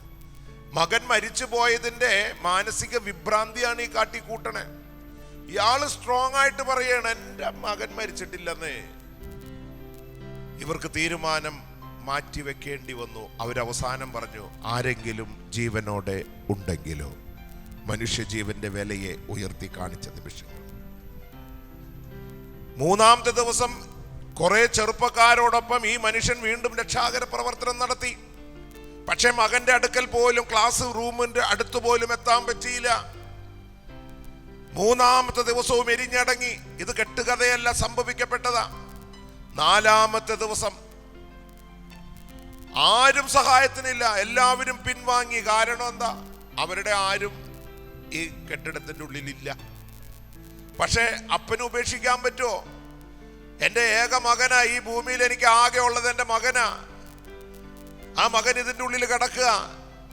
ജീവിച്ചിരിപ്പുണ്ടോ മരിച്ചിരിപ്പുണ്ടോ? പക്ഷെ പുള്ളി പ്രത്യാശയോടുകൂടി മൂന്നാമത്തെ ദിവസം ഉച്ചയോടുകൂടി തൻ്റെ മകൻ പഠിക്കുന്ന ക്ലാസ് റൂം ഉദ്ദേശ ലക്ഷ്യം വെച്ച്, കാരണം അമർന്നിരിക്കുക, വാതില് പൊളിഞ്ഞു കിടക്കണു, അവിടെ ബീം വന്ന് വീണ് കിടക്കുന്നു, കടക്കാൻ പറ്റണില്ല. നോക്കി കഴിഞ്ഞപ്പോ ജനലഴി ഇങ്ങനെ തകർന്നു കിടക്കുന്നു. അതിൻ്റെ ഉള്ളിലൂടെ നുളഞ്ഞകത്തേക്ക് കയറി. മുൻപോട്ട് അങ്ങോട്ട് കയറി പോകാൻ പറ്റണില്ല. കെട്ടിടത്തിന്റെ അവശിഷ്ടങ്ങൾ വന്ന് ഇങ്ങനെ ബ്ലോക്കായി കിടക്കാം. ഈ മനുഷ്യൻ അവിടെ നിന്നും എത്തിച്ചു നോക്കി, എവിടെയെങ്കിലും ജീവന്റെ ഒരു തുടിപ്പുണ്ടോ എന്ന്. ഈ മനുഷ്യൻ നോക്കി കഴിഞ്ഞപ്പോൾ അങ്ങ് മൂലക്കിലായിട്ട് ഒരു ബീം വന്നത് ഇങ്ങനെ ചാരി വെച്ചിട്ടുണ്ട്. അതിന് ക്രോസ് ആയിട്ട് മറ്റൊരു ബീം, ഒരു കുരിശാകൃതിയിൽ രണ്ട് ബീം ഇങ്ങനെ വന്ന് ഇങ്ങനെ ചാരി വെച്ചേക്കുന്ന ഒരു കുരിശ് പോലെ. അവിടെ മാത്രം തകർന്നു വീണിട്ടില്ല, കാരണം അതിൻ്റെ മുകളിൽ വന്ന ഈ കെട്ടിടത്തിന്റെ അവശിഷ്ടങ്ങൾ ഇതിന്റെ മുകളിൽ കൂടെ ഊർന്ന് ഇങ്ങോട്ട് പോന്നു. അവിടെ മാത്രം അമർന്നിട്ടില്ല. ആ പ്രദേശം ഇരുട്ടുകുത്തി കിടക്കുന്നു. ഈ അപ്പൻ അവിടെ നിന്നുകൊണ്ട് ഈ ഇരുട്ടുകുത്തി കിടക്കുന്ന പ്രദേശത്തെ ലക്ഷ്യമാക്കിക്കൊണ്ട് ഉച്ചത്തിൽ വിളിച്ചു, അർമാൻ. മകന്റെ പേരാ അർമാൻ. ഒരനക്കൂല. രണ്ടാമത് വീണ്ടും ശബ്ദമുയർത്തി ഒന്നും കൂടി വിളിച്ചു, അർമാൻ. ഒരനക്കൂല. മൂന്നാമത്തെ ഒരു വിളിയുണ്ടിട്ട പ്രിയപ്പെട്ടവരെ. 2 പ്രാവശ്യവും വിളിച്ചത് അധരത്തിലൂടെയാണ് സ്വരം വന്നതെങ്കിൽ മൂന്നാമത്തെ വിളി എങ്ങനെയെന്നറിയോ? ഹൃദയം നുറുങ്ങിയുള്ളൊരു വിളിയാ. വചനം പഠിപ്പിക്കുന്നുണ്ട്, ഹൃദയം നുറുങ്ങിയവർക്ക് കർത്താവ് സമീപസ്ഥനാണ്. എൻ്റെ മകൻ എന്തെങ്കിലും സംഭവിച്ചു കാണുമോ എന്ന വ്യതയോടും വേദനയോടും കൂടി വലിയ സ്വരത്തില് ഓച്ചത്തില് അലറി അങ്ങോട്ട് വിളിച്ചു, അർമാൻ. വിളിച്ചു തീർന്നില്ല. പ്രത്യുത്തരമായി ഞരക്കത്തോടെ നേരിയൊരു സ്വരം കേട്ടു, ഡാഡി. ഡാഡി എന്നൊച്ച കേട്ട മാത്രമേ അപ്പന് മനസ്സിലായി ഇതെന്റെ മകന്റെ സ്വരമാണ്. നല്ല അപ്പന്മാർക്ക് ഏത് കൂനാക്കൂരി ഇരുട്ടത്തും മകന്റെ സ്വരം തിരിച്ചറിയാൻ പറ്റും. ഇടയൻ ആടുകളുടെ സ്വരം വിവേചിച്ചറിയും, തിരിച്ചറിയും. ഈ അപ്പന് മനസ്സിലായി എൻ്റെ മകൻ ജീവനോടെയുണ്ട്. ഈ മനുഷ്യൻ എഴുതി വെച്ചിരിക്കുകയാണ്, എവിടെ നിന്നെന്നറിയില്ല. ഒരു വല്ലാത്തൊരു ശക്തി അങ്ങോട്ട് ശരീരത്തിലേക്ക് അങ്ങോട്ട് നിറഞ്ഞു. 3 ദിവസത്തെ ഉറക്കത്തിന്റെ ക്ഷീണം മാറി. എൻ്റെ മകൻ ജീവനോടെ ഉണ്ടെന്നുള്ള ആ യാഥാർത്ഥ്യം തിരിച്ചറിഞ്ഞപ്പോ പ്രതിസന്ധികളെയും പ്രതികൂലങ്ങളെയും ഓവർകം ചെയ്ത് പിടിച്ച് വലിച്ചു കയറി ആ ഇരുട്ടുകുത്തി കിടക്കുന്ന കുരിശാകൃതിയിലുള്ള ഭീമിന്റെ കീഴെ വന്നപ്പോൾ കണ്ട കാഴ്ചയുണ്ടല്ലോ, ഒരു പറ്റം മക്കള്, മരണത്തോട് മല്ലടിക്കുന്ന ഒരു പറ്റം മക്കള്. ഈ മനുഷ്യൻ അവിടെ നിന്നും ഒച്ചത്തിൽ നിലവിളിച്ചു, ആരെങ്കിലും സഹായിക്കാൻ വരണമേ എന്ന്. ആരൊക്കെയോ സ്വരം കേട്ട് വന്നവർ ഓരോ കുഞ്ഞുങ്ങളെ എടുത്തിട്ട് ആശുപത്രിയിലേക്ക് ഓടി. അർമാൻഡിനെ കൂടാതെ 13 മക്കൾ, മൊത്തം 14 മക്കൾ. ആശുപത്രി കൊണ്ടുപോയി ഫസ്റ്റ് എയ്ഡ് കൊടുത്തു, ട്രിപ്പ് കൊടുത്തു, ഭക്ഷണം കൊടുത്തു. 3-3.5-4 മണിക്കൂർ കഴിഞ്ഞപ്പോഴേക്കും ഇവർക്ക് ആരോഗ്യം തിരിച്ചു കിട്ടി. മരണത്തെ തോൽപ്പിച്ച് ജീവൻ തിരിച്ചു കിട്ടിയുള്ള സന്തോഷത്താൽ മാൻപേടകളെ പോലെ ആശുപത്രി വരാന്തയിലൂടെയും കട്ടിലിന്റെ ഇടയിലൂടെയും 14 മക്കളും തീവണ്ടി ഓടിച്ചു കളിക്കുന്നു. ഇതറിഞ്ഞിട്ട് ആരോഗ്യ സംഘടനയും രാഷ്ട്രീയ പ്രമുഖന്മാരും അവിടെയുള്ള ശ്രേഷ്ഠന്മാരെല്ലാവരും ഈ വാർത്തയറിഞ്ഞ് അവരൊക്കെ ഓടിക്കൂടി എല്ലാവരും കൂടി ആശുപത്രിയിലേക്ക് വന്നിട്ട് മക്കളെ കാണാൻ വേണ്ടി വരികയാണ്. അപ്പോൾ ഇണ്ടാ 14 ഓടിക്കളിക്കണ്. 14 തടഞ്ഞു നിർത്തിയിട്ട് അവരൊരു ചോദ്യം ചോദിച്ചു. ആരോഗ്യ സംഘടന പറയുന്നു, നിങ്ങളാരും ജീവിച്ചിരിക്കാനായിട്ട് സാധ്യത ഇല്ല എന്ന്. ഒരിക്കലും നിങ്ങൾ ജീവിച്ചിരിക്കാൻ സാധ്യതയില്ല. ഇവര് ചോദിക്കുകയാണ്, എന്നിട്ടും നിങ്ങൾ എങ്ങനെയാണ് മരണത്തെ തോൽപ്പിച്ചത്? 13 മക്കളും 14-മനായ അർമാൻഡിനെ ചൂണ്ടിക്കാണിച്ചിട്ട് പറയാ, ഇവൻ പറഞ്ഞു ഇവന്റെ അപ്പൻ വരുമെന്ന്. ഈ ഭൂമിയിലെ ഒരു അപ്പന്റെ വാക്ക് കേട്ട് അപ്പൻ പറഞ്ഞത് ആ മകൻ വിശ്വസിച്ചു. അപ്പൻ എപ്പോഴും പറയും, മോനെ നിനക്ക് ഞാൻ മാത്രമേ ഉള്ളൂ ട്ടാ.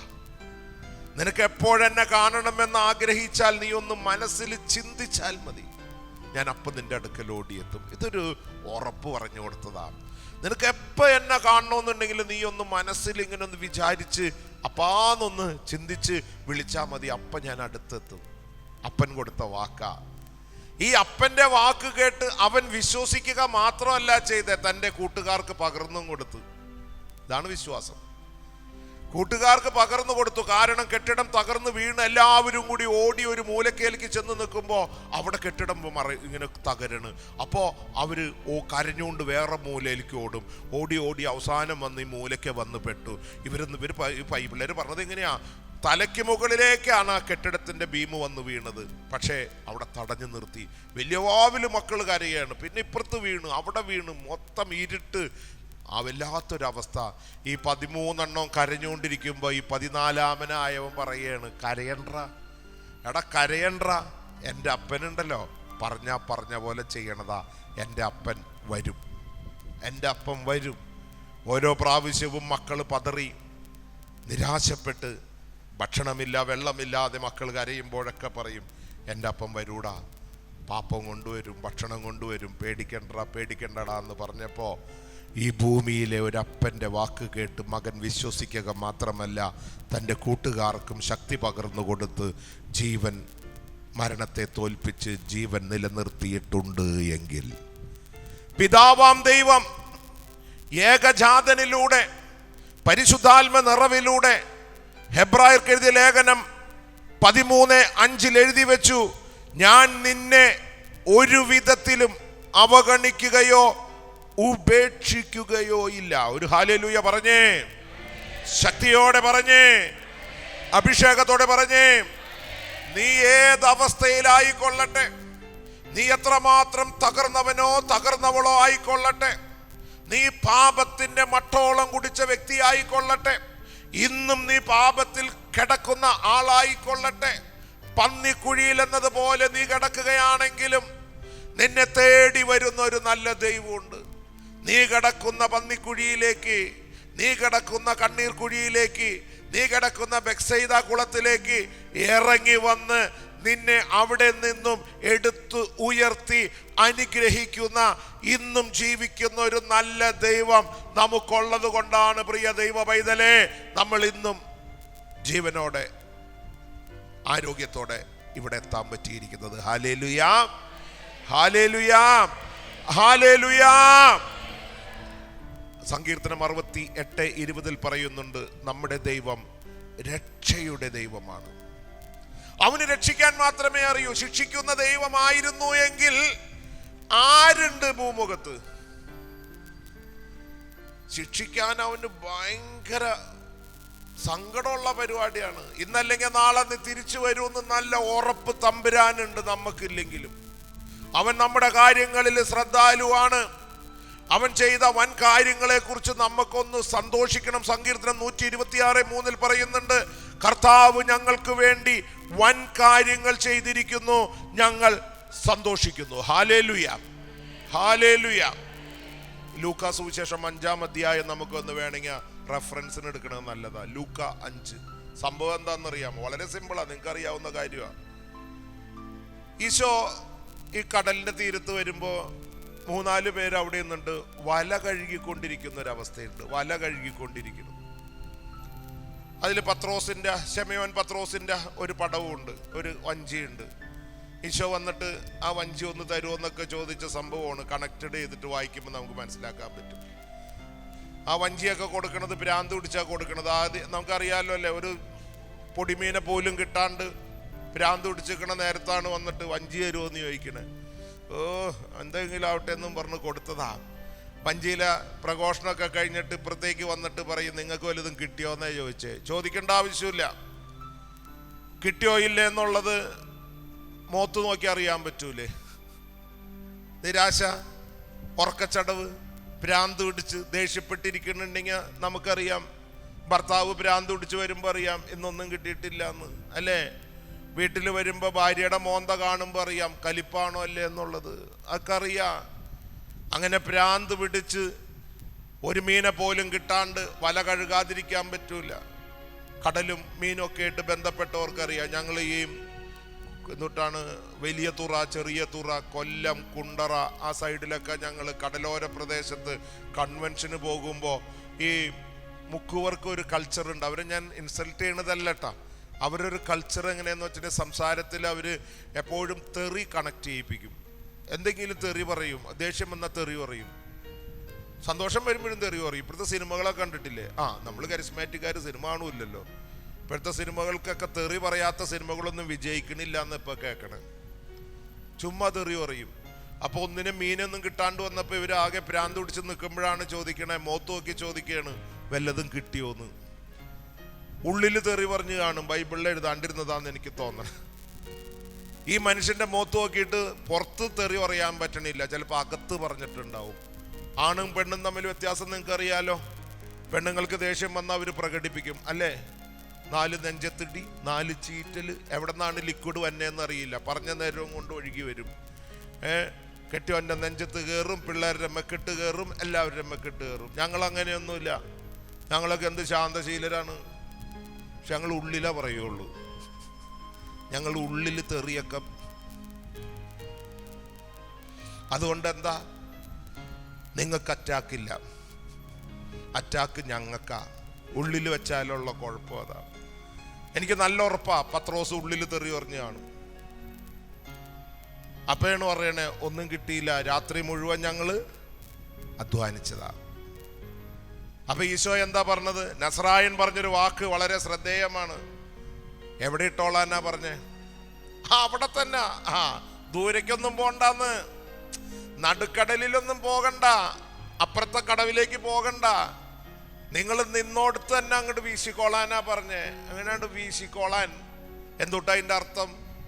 വിശുദ്ധ ബൈബിള് വചനം നമ്മൾ ധ്യാനിക്കുമ്പോൾ ഒരു കാര്യം മനസ്സിലാക്കണം, അതിൻ്റെ ഉള്ളിലേക്ക് ഒന്ന് അങ്ങോട്ട് ഇറങ്ങണം. അവിടെ തന്നെ എന്ന് പറയുമ്പോൾ എവിടെയാണോ നീ പരാജയപ്പെട്ട് കിടക്കുന്നത്, എവിടെയാണോ നീ പരിഹാസനായിട്ടിരിക്കുന്നത്, എവിടെയാണോ നീ എടുക്കാത്ത നാണയത്തെ പോലെ ആയിരിക്കുന്നത്, അവിടെ തന്നെയാണ് അത്ഭുതം ഒളിഞ്ഞു കിടക്കുന്നത്. Hallelujah, hallelujah. മനസ്സിൽ പറഞ്ഞു കാണും, നടുക്കടലിൽ കിട്ടാത്തതാണ് പക്കത്ത് കിട്ടണേന്ന്. എങ്കിലും ഈ മനുഷ്യന്റെ ആജ്ഞാശക്തി അപ്പോഴാണ്. അതാണ് ലൂക്ക 5:5. രാത്രി മുഴുവൻ ഞങ്ങൾ അധ്വാനിച്ചു, ഞങ്ങൾക്ക് ഒന്നും കിട്ടിയില്ല, എങ്കിലും നീ പറഞ്ഞതനുസരിച്ച് ഞാൻ വലയിറക്കാം. ഇതൊരു വലിയ സന്ദേശമാണ്. ഇത്രയും നേരം ഞാൻ വലയിറക്കിയത് സ്വന്തം ബുദ്ധിയിലും ശക്തിയിലും ആശ്രയിച്ചാണ് വലയിറക്കിയത്. ഇനി ഇറക്കാൻ പോണത് തമ്പുരാന്റെ വാക്ക് കേട്ടട്ടാ. ഇവിടെ ഇരിക്കുന്ന പ്രിയ ദൈവ പൈതലെ, ഇന്ന് നീ അമ്പേ തകർന്നാണോ വന്നിരിക്കണേ? ജീവിതം വഴിമുട്ടി നിൽക്കുകയാണോ? കർത്താവ് പറയുക, നീ നിന്റെ വീട്ടിലെടുക്കാത്ത നാണയമാണോ? നീ വീട്ടിൽ അധിക പറ്റായിട്ട് നിനക്ക് തോന്നുന്നുണ്ടാ? നീ പരാജിതനാണോ? നിന്റെ വീട്ടിൽ തന്നെയുണ്ട്, നിന്റെ ജോലി സ്ഥലത്ത് തന്നെയുണ്ട്, നീ ആയിരിക്കുന്ന സ്ഥലത്ത് തന്നെയുണ്ട് അത്ഭുതം ഒളിഞ്ഞു കിടക്കുന്നുണ്ട്.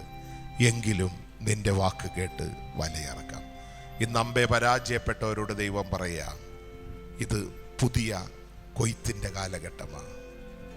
വിത്ത് ചുമന്നു കൊണ്ടുവരുന്നവൻ കറ്റ ചുവന്നു കൊണ്ടുപോകുന്ന പറയണേ. ഇട്ടതൊക്കെ വളരെ സിമ്പിളായിട്ട് ഇട്ടത്, അത്ര വിശ്വാസത്തിലൊന്നും ഇട്ടിട്ടൊന്നും ഉണ്ടാവില്ല. അങ്ങനെ വലിയ വിശ്വാസിയാണ്. അങ്ങോട്ട് ഇട്ട് കഴിഞ്ഞിട്ടുള്ള കാര്യം വായിക്കുമ്പോൾ രസമാണ്. ഇങ്ങനെ ഇട്ട് കഴിഞ്ഞിട്ടേ ഇങ്ങനെ വലിക്കണതൊക്കെ നമ്മൾ ഭാവനയിൽ കാണണം. ഇങ്ങനെ വലിക്കുമ്പേ വല എവിടെയോ കുടുങ്ങിയ പോലെയാണ് തോന്നിയത്. ഇങ്ങോട്ട് വലിച്ചിട്ട് പോന്നില്ല. കൊടഞ്ഞ് വീണ്ടും വലിച്ചു നോക്കി. പിന്നെ അല്ലേ ഇതിൻ്റെ ഉള്ളില് കിടന്ന് പെടക്കണ മീൻ്റെ പെരുപ്പം കണ്ടപ്പോ ശമയോൻ പത്രോസിന് മിണ്ടാട്ടം മുട്ടിപ്പോയി. അതുകൊണ്ട് എങ്ങനെ എഴുതി വെച്ചേക്കണേ, കൂട്ടുകാരെ വിളിച്ചത് എങ്ങനെയാണെന്ന് എഴുതി വെച്ചേക്കണേന്നറിയോ? ആംഗ്യം കാണിച്ചു. തൊട്ടടുത്ത് നിൽക്കണത് യാക്കോബ് യോഹന്നാനൊക്കെ അപ്പുറത്തുണ്ട്, തൊട്ടടുത്ത്. അവരെ വിളിച്ച വിളിയാ, ഇങ്ങോട്ട് പോന്നില്ലാന്ന്. നിങ്ങളാ ദിലീപിന്റെ സിനിമ കാണൂലല്ലോ, അതുകൊണ്ട് അതും പറയാൻ പറ്റണില്ലല്ലോ. അവര് ചോദിച്ച് ഇവര് ഓടി വരുമ്പോ എന്തോ അപകടം പിണഞ്ഞെന്ന് വെച്ചിട്ട് ഓടി വന്നതാ. വരുമ്പോഴല്ലേ സംഗതി ആ കടലിലെ മത്സ്യം മുഴുവനും വലയിലേക്ക് കയറിയേക്കാം. വലിയ മുക്കുവൻ ജലത്തിന്റെ ചലനമറിഞ്ഞ് മീൻ ഏതാണെന്നും മീൻ എവിടെയുണ്ടെന്നും അറിയുന്ന വലിയ മുക്കുവൻ പരാജയപ്പെട്ട ഇടത്ത് ദൈവത്തിന്റെ വാക്ക് കേട്ട് വലയിറക്കി കഴിഞ്ഞപ്പോൾ ഇന്നേ വരെ കിട്ടാത്തതുപോലെയുള്ള മത്സ്യസമ്പത്ത് വാരിക്കൂട്ടി. എല്ലാവരും നോക്കിയത് വലയിലും മീനിലും ആ നോക്കിയത്. പക്ഷേ ശമയോൻ പത്രോസ് അങ്ങോട്ട് നോക്കിയെന്നറിയോ? ശമയോൻ പത്രോസിന്റെ പിടി വിട്ടുപോയി. ശമയോൻ പത്രോസ് എടുത്തു ചാടി വെള്ളത്തിലേക്ക്. കാരണം കരച്ചിൽ വന്നു. സത്യമതാ. നേതാവാണ് നേതാവ്, മുക്കുവന്മാരുടെ നേതാവ്. കരയണ കണ്ട മോശമല്ലേ? വെള്ളത്തിൽ ചാടി. കൺകോണുകളിലൂടെ കണ്ണുനീർത്തുള്ളികൾ ഒഴുകിയിറങ്ങി. അവൻ നോക്കിയത് അത്ഭുതത്തിലേക്കല്ല, അവൻ അത്ഭുതം ചെയ്യാനായിട്ട് വഴിയൊരുക്കിയവനിലേക്കാണ് നോക്കിയത്. ദൈവത്തിന്റെ മുഖത്തേക്ക് നോക്കിയാലുള്ള പ്രത്യേകത നിങ്ങൾക്കറിയോ? വിശ്വാസത്തോടുകൂടി പ്രത്യാശയോടുകൂടി തമ്പുരാന്റെ മുഖത്തേക്ക് നോക്കേണ്ട വിധം നോക്കിയ നമ്മളെ തന്നെ കാണും, കണ്ണാടിയിൽ എന്നതുപോലെ. ശമയോൻ പത്രോസ് നോക്കിക്കഴിഞ്ഞപ്പോ തന്നെ കണ്ടു, ഞാൻ നഗ്നനാണ്. പാപത്തിന്റെ നഗ്നത കണ്ടു. ആരും കാണില്ല എന്ന് കരുതി ചെയ്തതെല്ലാം കണ്ടു. മറ്റുള്ളവരുടെ മുമ്പില് തുണിയില്ലാത്തവനെ പോലെ ആയ അവസ്ഥയായി. ചാടി വെള്ളത്തിലേക്ക്. കണ്ണുനീർ കണങ്ങൾ കൺകോണുകളിലൂടെ ഒഴുകിയിറങ്ങി. അടുത്ത വാക്ക് ഇങ്ങനെയാണ്: ഗുരുവേ, എന്നിൽ നിന്നും നീ അകന്നുപോ, കാരണം ഞാൻ പാപിയാണ്. എൻ്റെ പ്രിയപ്പെട്ട ദൈവജനമേ, എപ്പോ നാം പാപിയാണ് എന്ന് അനുതാപത്തോടുകൂടി, ചുട്ടുപൊള്ളുന്ന അനുതാപത്തോടുകൂടി എപ്പോ ദൈവമേ ഞാൻ പാപിയാണ് എന്ന് ഏറ്റുപറയാൻ തയ്യാറാകുന്നുണ്ടോ? അനുതാപം ആവശ്യമില്ലാത്ത 99 നീതിമാന്മാരെക്കാൾ അനുതപിക്കുന്ന ഒരു പാപിയെ കുറിച്ച് സ്വർഗത്തില് സന്തോഷം ഉണ്ടാകുന്നു. 99നെയും വിട്ടിട്ട് കാണാതെ പോയ ഒന്നിനെ തേടി വന്ന ഒരു കർത്താവാണ് നമ്മുടെ കർത്താവ്. കണ്ണുനീര് വീണ ചങ്ക് കലങ്ങണ ഒരു ദൈവം നമ്മുടെ ദൈവം. കണ്ണുനീര് വീണ, അതുകൊണ്ടല്ലേ പറഞ്ഞത്, നിന്റെ കണ്ണുനീർ തുള്ളികൾ അവിടുന്ന് ശേഖരിച്ചിട്ടുണ്ട്. നീ വീഴ്ത്തിയ ഒരു തുള്ളി കണ്ണുനീരും പാഴായി പോയിട്ടില്ല. സമയത്തിന്റെ പൂർത്തീകരണത്തിൽ ആർക്കു വേണ്ടി, എന്തിനു വേണ്ടിയാണോ നീ കണ്ണുനീർ വീഴിച്ചത്, ആ മേഖലയുടെ മേൽ ദൈവത്തിന്റെ കരം ഉയരപ്പെട്ടിരിക്കും. ഉറപ്പ്. വിശ്വസിക്കുന്നുവെങ്കിൽ ഒരു ഹല്ലേലൂയ പറഞ്ഞേ, ശക്തിയോടെ പറഞ്ഞേ, അഭിഷേകത്തോടെ പറഞ്ഞേ. എപ്പോ നമ്മൾ കരഞ്ഞ ശ്രദ്ധിച്ചാൽ നമുക്ക് മനസ്സിലാക്കാൻ പറ്റും. അനുതാപത്തോടെയാണോ കരഞ്ഞേ? കരുണാർദ്ര ഹൃദയമുള്ള ദൈവം ഉണ്ടല്ലോ, നസറായൻ. ചേർത്ത് പിടിക്കും, അപ്പത്തോളെ കൈയിടും. തമ്പുരാന്റെ ചങ്കിന്റെ ഒരു പ്രത്യേകത, കണ്ണുനീര് കണ്ട അപ്പ അലിയും. ശിമയോൻ പത്രോസിന്റെ തോളത്തേക്ക് അങ്ങോട്ട് കൈയിട്ടിട്ട് ചേർത്ത് നിർത്തിക്കൊണ്ട് പറഞ്ഞു, ശിമയോനെ, ഈ പൊടിമീനെ പിടിച്ച് നടക്കേണ്ടവനല്ല നീ, നിന്നെ ഞാൻ വൻ കാര്യങ്ങൾക്ക് വേണ്ടി മാറ്റിവെച്ചിരിക്കുകയാ. എല്ലാ വചനത്തിലും ഒളിഞ്ഞു കിടക്കുന്ന ഒരു ദൂതുണ്ട് ട്ടോ. ഇന്ന് അമ്പേ പരാജയപ്പെട്ട് ജീവിതം അടുത്ത കണക്കിന് ആരെങ്കിലും ഇവിടെ വന്നിട്ടുണ്ടെങ്കിൽ, ചെയ്തതെല്ലാം പരാജയപ്പെട്ടു പോയിട്ടുണ്ടെങ്കിൽ, ദൈവം എൻ്റെ പ്രാർത്ഥന കേൾക്കുന്നില്ല എന്ന അവസ്ഥയിലാണോ നിങ്ങളിവിടെ വന്നിരിക്കുന്നത്? ഒന്നും കിട്ടണില്ലെങ്കിൽ ഓർത്തോട്ടാ, ദൈവം നിന്നിലൂടെ വൻ കാര്യങ്ങൾക്ക് നിന്നെ മാറ്റിവെച്ചിരിക്കുകയാണ്. Hallelujah, hallelujah, hallelujah. എന്തെങ്കിലുമൊക്കെ കിട്ടണുണ്ടെങ്കിൽ ഉണ്ടല്ലോ, അതെന്തെങ്കിലുമൊക്കെ കിട്ടി ഇങ്ങനെ അങ്ങോട്ട് പോവുകയുള്ളൂ. ഒന്നും കിട്ടാതെ വരുമ്പോഴാ എല്ലാ കരങ്ങളും പിൻവലിക്കപ്പെടണം. ഒരു കൈത്താങ്ങില്ലാത്തൊരവസ്ഥ വരണം. പത്മോസ് ദ്വീപില് ഒരുവൻ ഒറ്റപ്പെട്ടു പോയി. അവനെ കാണാൻ ആരുമില്ല, കേൾക്കാൻ ആരുമില്ല. ആ ഏകാന്തതയില്, ഒറ്റപ്പെടലിന്റെ ശൂന്യതയില് അവൻ കണ്ടു 7 പൊൻവിളക്കുകളുടെ നടുവില്, സ്വർണപ്രഭയില് ഇതാ ഉയർന്നു നിൽക്കുന്ന ദൈവത്തെ കണ്ട പാത്രയിൽ. അപ്പ തന്നെ പറഞ്ഞു, ആരാ പറഞ്ഞ എനിക്ക് ആരുമില്ലെന്ന്? നീ കിടക്കുന്ന കണ്ണീർ കുഴിയിലേക്ക്, രോഗപീഠകളിലേക്ക് ഇറങ്ങി വരുന്ന ഒരു ദൈവത്തിന്റെ സ്നേഹം നീ ഒന്ന് അനുഭവിച്ചറിയും. നിന്റെ സമസ്ത പ്രശ്നങ്ങൾക്കും നിന്റെ കണ്ണുനീര്, യെശയ്യാ 52:1, സിയോനേ ഉണർന്നെഴുന്നേൽക്ക്, ശക്തി സംഭരിക്കും, വിശുദ്ധ നഗരമായ ജെറുസലേമേ നിന്റെ മനോഹരമായ വസ്ത്രങ്ങൾ അണിയി, അപരിച്ഛേദിതനും അശുദ്ധനും മേലിൽ നിന്നിൽ പ്രവേശിക്കുകയില്ല. ബന്ധനസ്ഥയായ സിയോൻ പുത്രി, നിന്റെ കഴുത്തിലെ കെട്ടുകൾ പൊട്ടിക്കും. ഇത് കെട്ടുകൾ പൊട്ടിക്കേണ്ട സമയമാ. നിന്നെ തളച്ചിട്ടിരിക്കുന്ന പാപത്തിന്റെ, ശാപത്തിന്റെ, രോഗത്തിന്റെ ബന്ധനത്തിൽ നിന്നും വിടുതൽ നൽകുന്നതിന് വേണ്ടിയിട്ടാ ഇന്ന് കർത്താവ് നിന്നെ കൂടാരത്തിലേക്ക് കൊണ്ടുവന്നിരിക്കുന്നത്. നിന്നെക്കുറിച്ചുള്ള ദൈവിക പദ്ധതി നിനക്ക് വെളിപ്പെടുത്തി തരുന്ന ദിവസമാണ്. അനുഗ്രഹത്തിന്റെ മണിക്കൂറാണ് ഈ മണിക്കൂർ. നിനക്ക് വേണമെങ്കിൽ നിനക്കത് സ്വന്തമാക്കാം. ഇനി അലഞ്ഞു തിരിഞ്ഞ് നടക്കേണ്ടവനല്ല. ക്രിസ്റ്റൽ ക്ലീൻ ആയിട്ട് നിന്റെ മുൻപിൽ ഒരു വാതില് ദൈവം തുറക്കും. അവൻ തുറന്ന ആർക്കും അടയ്ക്കാം, അവൻ അടച്ച ആർക്കും തുറക്കാൻ പറ്റും. വെളിപാടിന്റെ പുസ്തകത്തിൽ വ്യക്തമായിട്ട് പറഞ്ഞേക്കാം, അടഞ്ഞുപോയ വാതിലിന് പുത്തൻ വാതില്. ഇന്നേ വരെ പോയ വഴിയല്ല പ്രിയപ്പെട്ടവരെ, ഇന്നേ വരെ നീ അനുഭവിച്ച സന്തോഷമല്ല ദൈവിക സന്തോഷം. ഇന്ന് നീ അസ്വസ്ഥനും ആകുലനും ഒറ്റപ്പെട്ടവനുമാണ് എങ്കിൽ കർത്താവ് നിന്നെ തെരഞ്ഞെടുത്തിട്ടുണ്ട് എന്നുള്ളൊരു തിരിച്ചറിവിലേക്ക് നീ വാ. പത്രോസിന്റെ ശിമയോന്റെ തോളത്ത് കൈയിട്ട് കൂടെ ചേർത്തു. 5-ാം അധ്യായം. അങ്ങനെയാണ് ആദ്യ ശിഷ്യന്മാരെ ശിമയോനെ വിളിച്ചപ്പോ ശിമയോൻ ഒറ്റയ്ക്കാണ് പോയത്? അല്ല, നമ്മൾ വന്നേക്കണത് ഒറ്റയ്ക്കാണ്. നമ്മൾ ഒറ്റയ്ക്കാണ്. അനുഗ്രഹം കിട്ടുമ്പോൾ നമ്മൾ ആരെയും കൂട്ടൂല. പത്രോസിന് എന്ത് ചെയ്ത്? ശിമയോൻ പത്രോസിനെ വിളിച്ചു കഴിഞ്ഞപ്പോ കൂടെയുള്ള 2 എണ്ണം കൂടിയും ചാടി കയറി. അങ്ങനെയാ നമ്മളെ വിളിക്കണത്. എന്തിനാ? നമുക്ക് വേണ്ടി മാത്രമല്ല. നിന്റെ കുടുംബത്തിന്റെ രക്ഷ, നിന്റെ കുടുംബത്തിന്റെ വിടുതൽ ദൈവം നിന്നിലൂടെയാണ് പദ്ധതി ഇട്ടിരിക്കുന്നത്. നിന്നിലൂടെയാണ് നിന്റെ പ്രിയപ്പെട്ടവരെയൊക്കെ നേടാനായിട്ട് നിന്നെയാണ് ദൈവം തെരഞ്ഞെടുത്തിരിക്കുന്നത്. അതുകൊണ്ടാണ് നിനക്ക് മറ്റാർക്കുമില്ലാത്ത സഹനങ്ങൾ നിനക്ക് തന്നിരിക്കുന്നത്. മറ്റാർക്കുമില്ലാത്ത പ്രശ്ന സങ്കീർണതകൾ നിനക്ക് തന്നേക്കണ എന്തിനാ? നീ സെലക്റ്റഡ് ആയതുകൊണ്ടാ. നിന്റെ വിശ്വാസം, നിന്റെ പരിത്യാഗം, നിന്റെ ദൈവസ്നേഹം, ഇതുവഴി നിന്റെ കുടുംബം മുഴുവനും രക്ഷാപ്രവർത്തനത്തിന്റെ പങ്കാളിത്തമാണ് ദൈവം നമ്മളിലൂടെ പദ്ധതിയിട്ടിരിക്കുന്നത്. ഹല്ലേലൂയാ, ഹല്ലേലൂയാ, ഹല്ലേലൂയാ. 5-ാം അധ്യായത്തിൽ നിന്നും 8-ാം അധ്യായത്തിലേക്ക് നമുക്ക് ഒരു ഒറ്റച്ചാട്ടം. 8-ാം അധ്യായം നമുക്ക് വളരെ സുപരിചിതമായ സംഭവമുണ്ട്. അതും കടലൊക്കെ തന്നെയാണ് പശ്ചാത്തലം.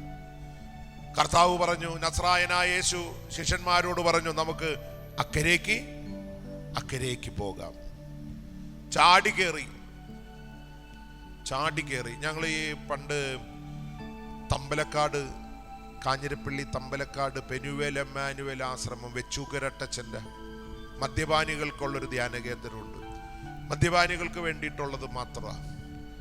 മദ്യപാനികൾ അല്ലേ, സ്ത്രീകളെ കണ്ടിട്ടില്ല അവിടെ. അപ്പോൾ ആ സമയത്ത് ആ സൈഡിലേക്ക് തൃശ്ശൂർ, കൊടകര, ആളൂർ, അവിടെ 2 ഡി അഡിക്ഷൻ സെൻ്റർ ഉണ്ട്. അവിടെ ഇപ്പോൾ സ്ത്രീകൾ വിളിച്ച് ചോദിക്കുന്നുണ്ട്, ഞങ്ങൾക്ക് വല്ല ഡി അഡിക്ഷൻ സെൻ്റർ ഉണ്ടോയെന്ന്. നമ്മുടെ രൂപതയുടെ ഇപ്പം പെണ്ണുങ്ങളാണ് അധികം വിളിക്കണേന്നാണ് പറയണേ. അവിടെ വെച്ചൂക്കരട്ടച്ചൻ ഇങ്ങനെയാണ്, എല്ലാ മാസവും 10-ാം തീയതി മുതൽ 17-ാം തീയതി വരെയായിരുന്നു അവിടെ ധ്യാനം. ഞങ്ങളവിടെ ഞാനും എൻ്റെ ഭാര്യയൊക്കെ സഹായിക്കാൻ പോകുമ്പോൾ രാത്രിയാവുമ്പോൾ അച്ഛൻ ധ്യാനം കഴിഞ്ഞവരെയൊക്കെ കിടത്തി അങ്ങോട്ട് വിടും. റൂമിലേക്ക് വിട്ട് കഴിയുമ്പോൾ അച്ഛൻ ഞങ്ങൾ ശുശ്രൂഷകരോട് പറയും, ഒക്കെ വണ്ടി കയറാൻ പറയും. എന്തിനാണെന്നോ എങ്ങോട്ടേക്കാണെന്നോ ഒന്നും ചോദിക്കൂല. ഞങ്ങൾ ചാടി വണ്ടി കയറും. ഞങ്ങൾക്കറിയാം എങ്ങോട്ടാ പോണേന്ന്. കാഞ്ഞിരപ്പള്ളി ടൗണിൽ പോയിട്ട് അവിടെ തട്ടുകടയിൽ പോയിട്ട് കപ്പയും ഇറച്ചിയും വാങ്ങിച്ചു തരും. ഈ കർത്താവിൻ്റെ കൂടെ നടന്നാലൊരു പ്രത്യേകത നിങ്ങൾക്കറിയോ? തീറ്റയ്ക്ക് ഒരു പഞ്ഞും ഉണ്ടാവില്ല. സത്യം. ഞങ്ങളെയൊക്കെ കണ്ടറിഞ്ഞൂടെ? വേറെ ഒന്നും തന്നില്ലെങ്കിലും ഭക്ഷണം തരും. കർത്താവിൻ്റെ കൂടെ നടന്ന ഭക്ഷണത്തിനൊരു കുറവില്ല, കയ്യിലൊന്നും ഉണ്ടാവില്ല, പക്ഷേ റൈറ്റ് ടൈമിന് തന്നിരിക്കും. കർത്താവ് പറഞ്ഞു, ശിഷ്യന്മാരോട് പറഞ്ഞു, നമുക്ക് അക്കരയ്ക്ക് പോകാം. ഒക്കെ ചാടി കയറി. ഞങ്ങൾ വെച്ചൂക്കരട്ടച്ചൻ്റെ വണ്ടി കയറിയ പോലെ. പക്ഷെ കയറി കഴിഞ്ഞപ്പോഴാണ് നസ്രായനായ യേശു വഞ്ചിയുടെ തുഞ്ചത്ത് ആ തലയുടെ ഇടയിൽ കൈവച്ചിട്ട് സുഖമായിട്ട് കിടന്നുറങ്ങി എന്നാ പറയണേ. ഞാൻ വചനത്തെ ദുർവ്യാഖ്യാനിക്കേണ്ടതായിട്ട് നിങ്ങൾ തോന്നരുത്. നിങ്ങളത് ഉറങ്ങിയെന്ന് വിശ്വസിച്ചാലും ഞാൻ വിശ്വസിക്കൂല. അതേ കാരണം എൻ്റെ കർത്താവ് ഉറങ്ങൂല. നിങ്ങളുടെ കർത്താവ് ഉറങ്ങുമായിരിക്കും. ഞാൻ ഉറങ്ങുമ്പോഴും കാവലിരിക്കുന്ന ഒരു കർത്താവാണ് എൻ്റെ കർത്താവ്. നമ്മൾ ഉറങ്ങാൻ വേണ്ടി അവൻ ഉണർന്നിരിക്കും. എനിക്ക് ബലമായൊരു ചിന്ത എൻ്റെ മനസ്സിൽ വന്നത് ഉറക്കം നടിച്ചതാകാനേ വഴിയുള്ളൂ. വചനത്തെ ഞാൻ ഇങ്ങനെ ആക്കണം നോക്കണ്ടട്ടാ. ഉറക്കം നടിച്ചതാ. എന്തിനാന്നറിയോ? ആ സമയത്താണ് എന്ത് സംഭവിച്ചു? കാറ്റടിച്ചു, തിരമാല ഉയർന്നു. ശമയോൻ പത്രോസ് പേടിച്ചുപോയി. എന്ത് പറഞ്ഞ ഗുരുവിനെ കുലുക്കി വിളിച്ചെന്ന് നിങ്ങൾ വായിച്ചിട്ടുണ്ട? ഗുരുവേ ഗുരുവേ ഞങ്ങ. ഓരോ വാക്കുകൾ ശ്രദ്ധിക്കണം. ഞങ്ങ നശിക്കാൻ പോവുകയാണ്. ഈ കല്യാണം കഴിഞ്ഞ ആദ്യ നാളുകളിൽ ഭാര്യ ഭർത്താക്കന്മാര് ഞങ്ങ നിങ്ങ എന്ന് പറയോ? നമ്മ അല്ലേ? നമ്മള്. ഏകവചനം പറയൂല, നമ്മള്. ഇപ്പോഴാ നിങ്ങ, ഞങ്ങ, താൻ. സ്നേഹത്തിന് അവിടെ എന്തോ കോട്ടം തട്ടി. ഇത്രയും നാള് ഞങ്ങളെന്ന് പറഞ്ഞിരുന്ന ശിഷ്യൻ പറയാണ്, നമ്മളെന്ന് പറഞ്ഞതിൽ നിന്നും ഞങ്ങളായി മാറി. ഗുരുവേ ഗുരുവേ ഞങ്ങ നശിക്കാൻ പോകുക. ഗുരുവും കൂടെയുണ്ട്. എന്നിട്ടാണ് ഈ ഭയം. നസ്രായനായ യേശു എഴുന്നേറ്റ് കടലിലേക്ക് നോക്കിയിട്ട് കാറ്റിനെ ശാസിച്ചു, കടലിനെ നിയന്ത്രിച്ചു. അടുത്ത വാക്കെന്താണെന്നറിയോ? തല തിരിച്ച് ശമയോൻ പത്രോസിന്റെ മുഖത്തേക്ക് നോക്കിയിട്ട് ഒരൊറ്റ ചോദ്യം ചോദിച്ചുള്ളൂ, എവിടെ നിങ്ങളുടെ വിശ്വാസം? എന്താ ഈ ചോദ്യം? ഞാൻ പറഞ്ഞില്ലേ, ഓരോ ചോദ്യത്തിൻ്റെ ഉള്ളിലും ഒളിഞ്ഞു കിടക്കുന്ന മറുചോദ്യമുണ്ട്. എവിടെ നിങ്ങളുടെ വിശ്വാസം? കാരണം 5-ാം അധ്യായത്തിൽ നമ്മൾ കണ്ടു, പൊടിമീനെ പോലും കിട്ടാതെ പരാജിതനായി നിന്ന ശമയോന്റെ അടുത്ത് ചെന്ന് വലിയൊരു അത്ഭുതം കാട്ടിക്കൊടുത്ത്, നീ എൻ്റെ കൂടെ കൂടിക്കോന്നും പറഞ്ഞ് ചാരെ ചേർത്ത് നിർത്തി. പിന്നീട് 5-ാം അധ്യായം മുതൽ 8-ാം അധ്യായം വരെ കാട്ടിയത് മുഴുവൻ അത്ഭുതങ്ങളല്ലേ? അന്ധര് കാണുന്നു, ചെകിടര് കേൾക്കുന്നു, പാണ്ഡുരോഗി കുഷ്ഠരോഗികൾ സൗഖ്യപ്പെടുന്നു. അത്ഭുതത്തിന്റെ കലവറ തുറന്നു കാണിച്ച് അത്ഭുതത്തോട് കൂട്ടുനിർത്തി അത്ഭുതങ്ങളും അടയാളങ്ങളും കാട്ടിക്കൊടുത്ത്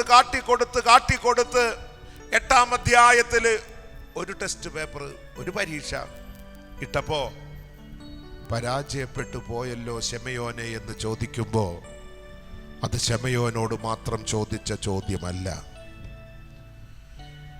ഇവിടെ കടന്നു വന്നിരിക്കുന്ന ഓരോ ദൈവ പൈതലിനോടും കർത്താവ് ചോദിക്കുന്ന ചോദ്യമാ, പ്രിയ ദൈവ പൈതലേ, നിന്റെ കഴിഞ്ഞകാല ജീവിതത്തിൽ എത്ര അത്ഭുതങ്ങളാ നിന്റെ ജീവിതത്തിൽ ഉണ്ടായിട്ടുള്ളേ? ജീവിതം തീർന്നു പോകാമായിരുന്ന അവസ്ഥയിലൂടെ കടന്നുപോയില്ലേ നീ? മക്കൾക്ക് രോഗം വന്നപ്പോ, അപകടം സംഭവിച്ചപ്പോ ICUവിന്റെ മുമ്പിലും വെന്റിലേറ്ററിന്റെ മുമ്പിലും കണ്ണുനീരോടെ കരഞ്ഞ് കരമുയർത്തി തമ്പുരാന്റെ സന്നിധിയിലേക്ക് പ്രാർത്ഥന വിട്ടില്ലേ? അച്ഛന്മാരോടും പ്രാർത്ഥനക്കാരോടും പ്രാർത്ഥന സഹായം ചോദിച്ചില്ലേ? ഡോക്ടർ പോലും കൈവിട്ട അവസരത്തിൽ നിന്നും ദൈവം ഇറങ്ങി വന്ന് കാത്തു പരിപാലിച്ച് ഇത്രത്തോളം എത്തിച്ചില്ലേ? മക്കൾക്ക് വിവാഹം നടക്കണില്ല, പ്രാർത്ഥിച്ചു നമ്മള്, മക്കളുടെ വിവാഹ തടസ്സം മാറി. വീണ്ടും പ്രാർത്ഥിച്ചു, വിവാഹം കഴിഞ്ഞിട്ട് മക്കളില്ല, വീണ്ടും പ്രാർത്ഥിച്ചു, അവിടെയും അനുഗ്രഹിച്ചു. എന്തിനാ? ചില പാപങ്ങൾ പോലും മറ്റുള്ളവരറിഞ്ഞാൽ അറപ്പുളവാക്കുന്ന ചില രഹസ്യ പാപങ്ങൾ നമ്മുടെ ജീവിതത്തിൽ ഉണ്ടായിട്ടുണ്ടോ? തമ്പുരാൻ തന്നെ മറന്നു നിന്നിട്ടുണ്ട്. എന്തിനാണ്? ഇന്നല്ലെങ്കിൽ നാളെ നീ മടങ്ങി വരും, തമ്പുരാന്റെ വേലയിലേക്ക് എത്തുമെന്ന് തമ്പുരാൻ അറിയാം. നമുക്ക് വിശ്വാസമില്ലെങ്കിലും കടബാധ്യത വന്ന് വീടിന്റെ അടിത്തറ ഇളകേണ്ട നിമിഷങ്ങളിലൂടെ കടന്നു പോയിട്ടില്ലേ നമ്മൾ? അപ്പോഴൊക്കെ നമ്മൾ വിശ്വാസത്തോടെ പ്രാർത്ഥിച്ചില്ലേ? പ്രാർത്ഥനാ ജീവിതത്തിന്റെ ആദ്യ നാളുകളൊന്ന് എടുത്തു നോക്കിയേ. കൂട്ടായ്മ കൂടിക്കഴിഞ്ഞ സ്തുതിപ്പ് തുടങ്ങിയ നിർത്തോ? ഭാഷാപരത്തിൽ സ്തുതിച്ചതല്ലേ? എത്ര പേരുണ്ട് ഈ കൂട്ടത്തില്?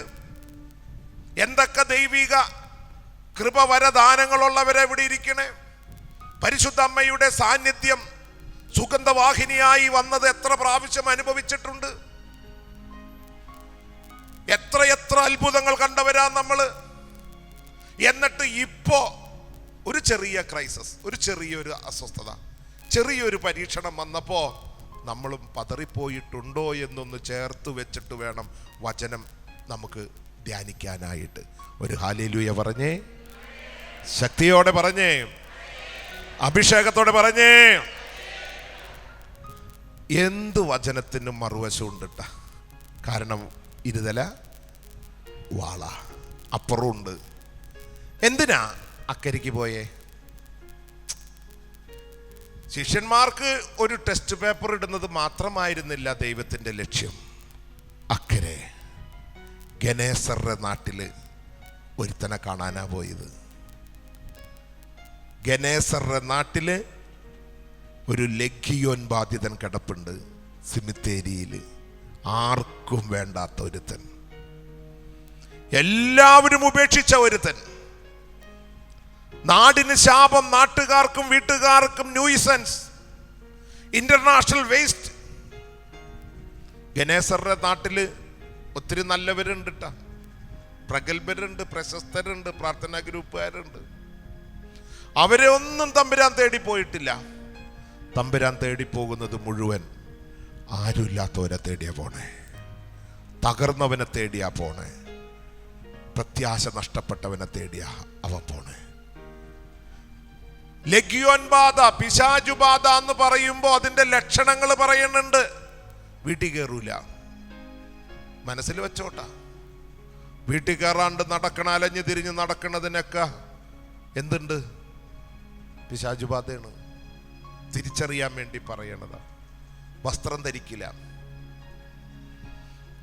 ദൈവദത്തമായ പരിശുദ്ധാത്മാവിന്റെ ആലയം പ്രദർശിപ്പിക്കുന്നത് തിന്മ സ്വാധീനമാണ്, പൈശാചിക ബന്ധനമാണ്. ഈ കാലഘട്ടത്തിൽ ഇത് പറയാനായിട്ട് കോളേജിലൊക്കെ പറഞ്ഞ പിള്ളേർ കല്ലെടുത്തെറിഞ്ഞ് ഓടിക്കും. വസ്ത്രധാരണം, മാന്യമായിട്ട് വസ്ത്രം ധരിക്കണം.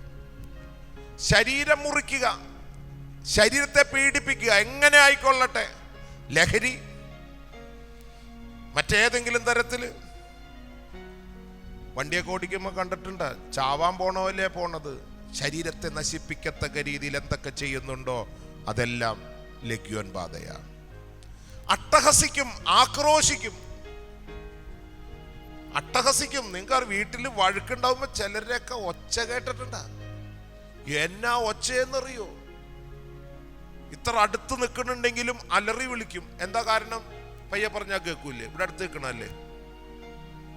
വഴക്കുണ്ടാക്കുമ്പോ സ്വരം ഉയരുന്നുണ്ടെങ്കിൽ ഒരു കാര്യം ഓർത്തോട്ടാ, സ്വരം ഉയരുണ്ടെങ്കിൽ ഒരു പൈശാചിക ബന്ധനമാണ്. ഹൃദയങ്ങൾ അകലുമ്പോഴാണ് സ്വരം ഉയരണേ. ഒരിക്കൽ കൂടി, ഹൃദയങ്ങൾ അകലുമ്പോഴാണ് സ്വരമുയരണേ. ഹൃദയങ്ങൾ അടുത്തിരിക്കുമ്പോ, ആ സ്നേഹത്തിലൊക്കെ ഇരിക്കുമ്പോ പറയണ കേട്ടിട്ടുണ്ടാ, ഐ ലവ് യു ഒക്കെ കേൾക്കാം. പറയണ്ട, കണ്ണിൽ നോക്കിയാൽ അറിഞ്ഞുകൂടെ ആഗ്രഹം എന്താണെന്ന്? ഇതിപ്പോ പറഞ്ഞിട്ട് മനസ്സിലാവണ്ട.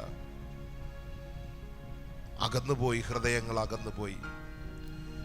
ഒരു വിധത്തിലും കെട്ടിയിടാൻ പറ്റൂല. ചങ്ങലകൾ പൊട്ടിക്കും അവൻ. പൈശാചികമായൊരു ശക്തി അവന്റെ ഉള്ളിലുണ്ട്. അവന്റെ അരികിലേക്കാ വന്നേ. ലഗ്യോൻ ബാധ്യത്തിന്റെ അടുക്കൽ വന്നിട്ട് അവനിലുള്ള പൈശാചികത ബന്ധനത്തെ അവൻ അഴിച്ചു. പന്നിക്കൂട്ടത്തിലേക്ക് അങ്ങോട്ട് വിട്ടു. ഒക്കെ പോയി കീഴ്ക്കാൻ തൂക്കായ പോയി ഒക്കെ പോയി ചാടി ചത്തു.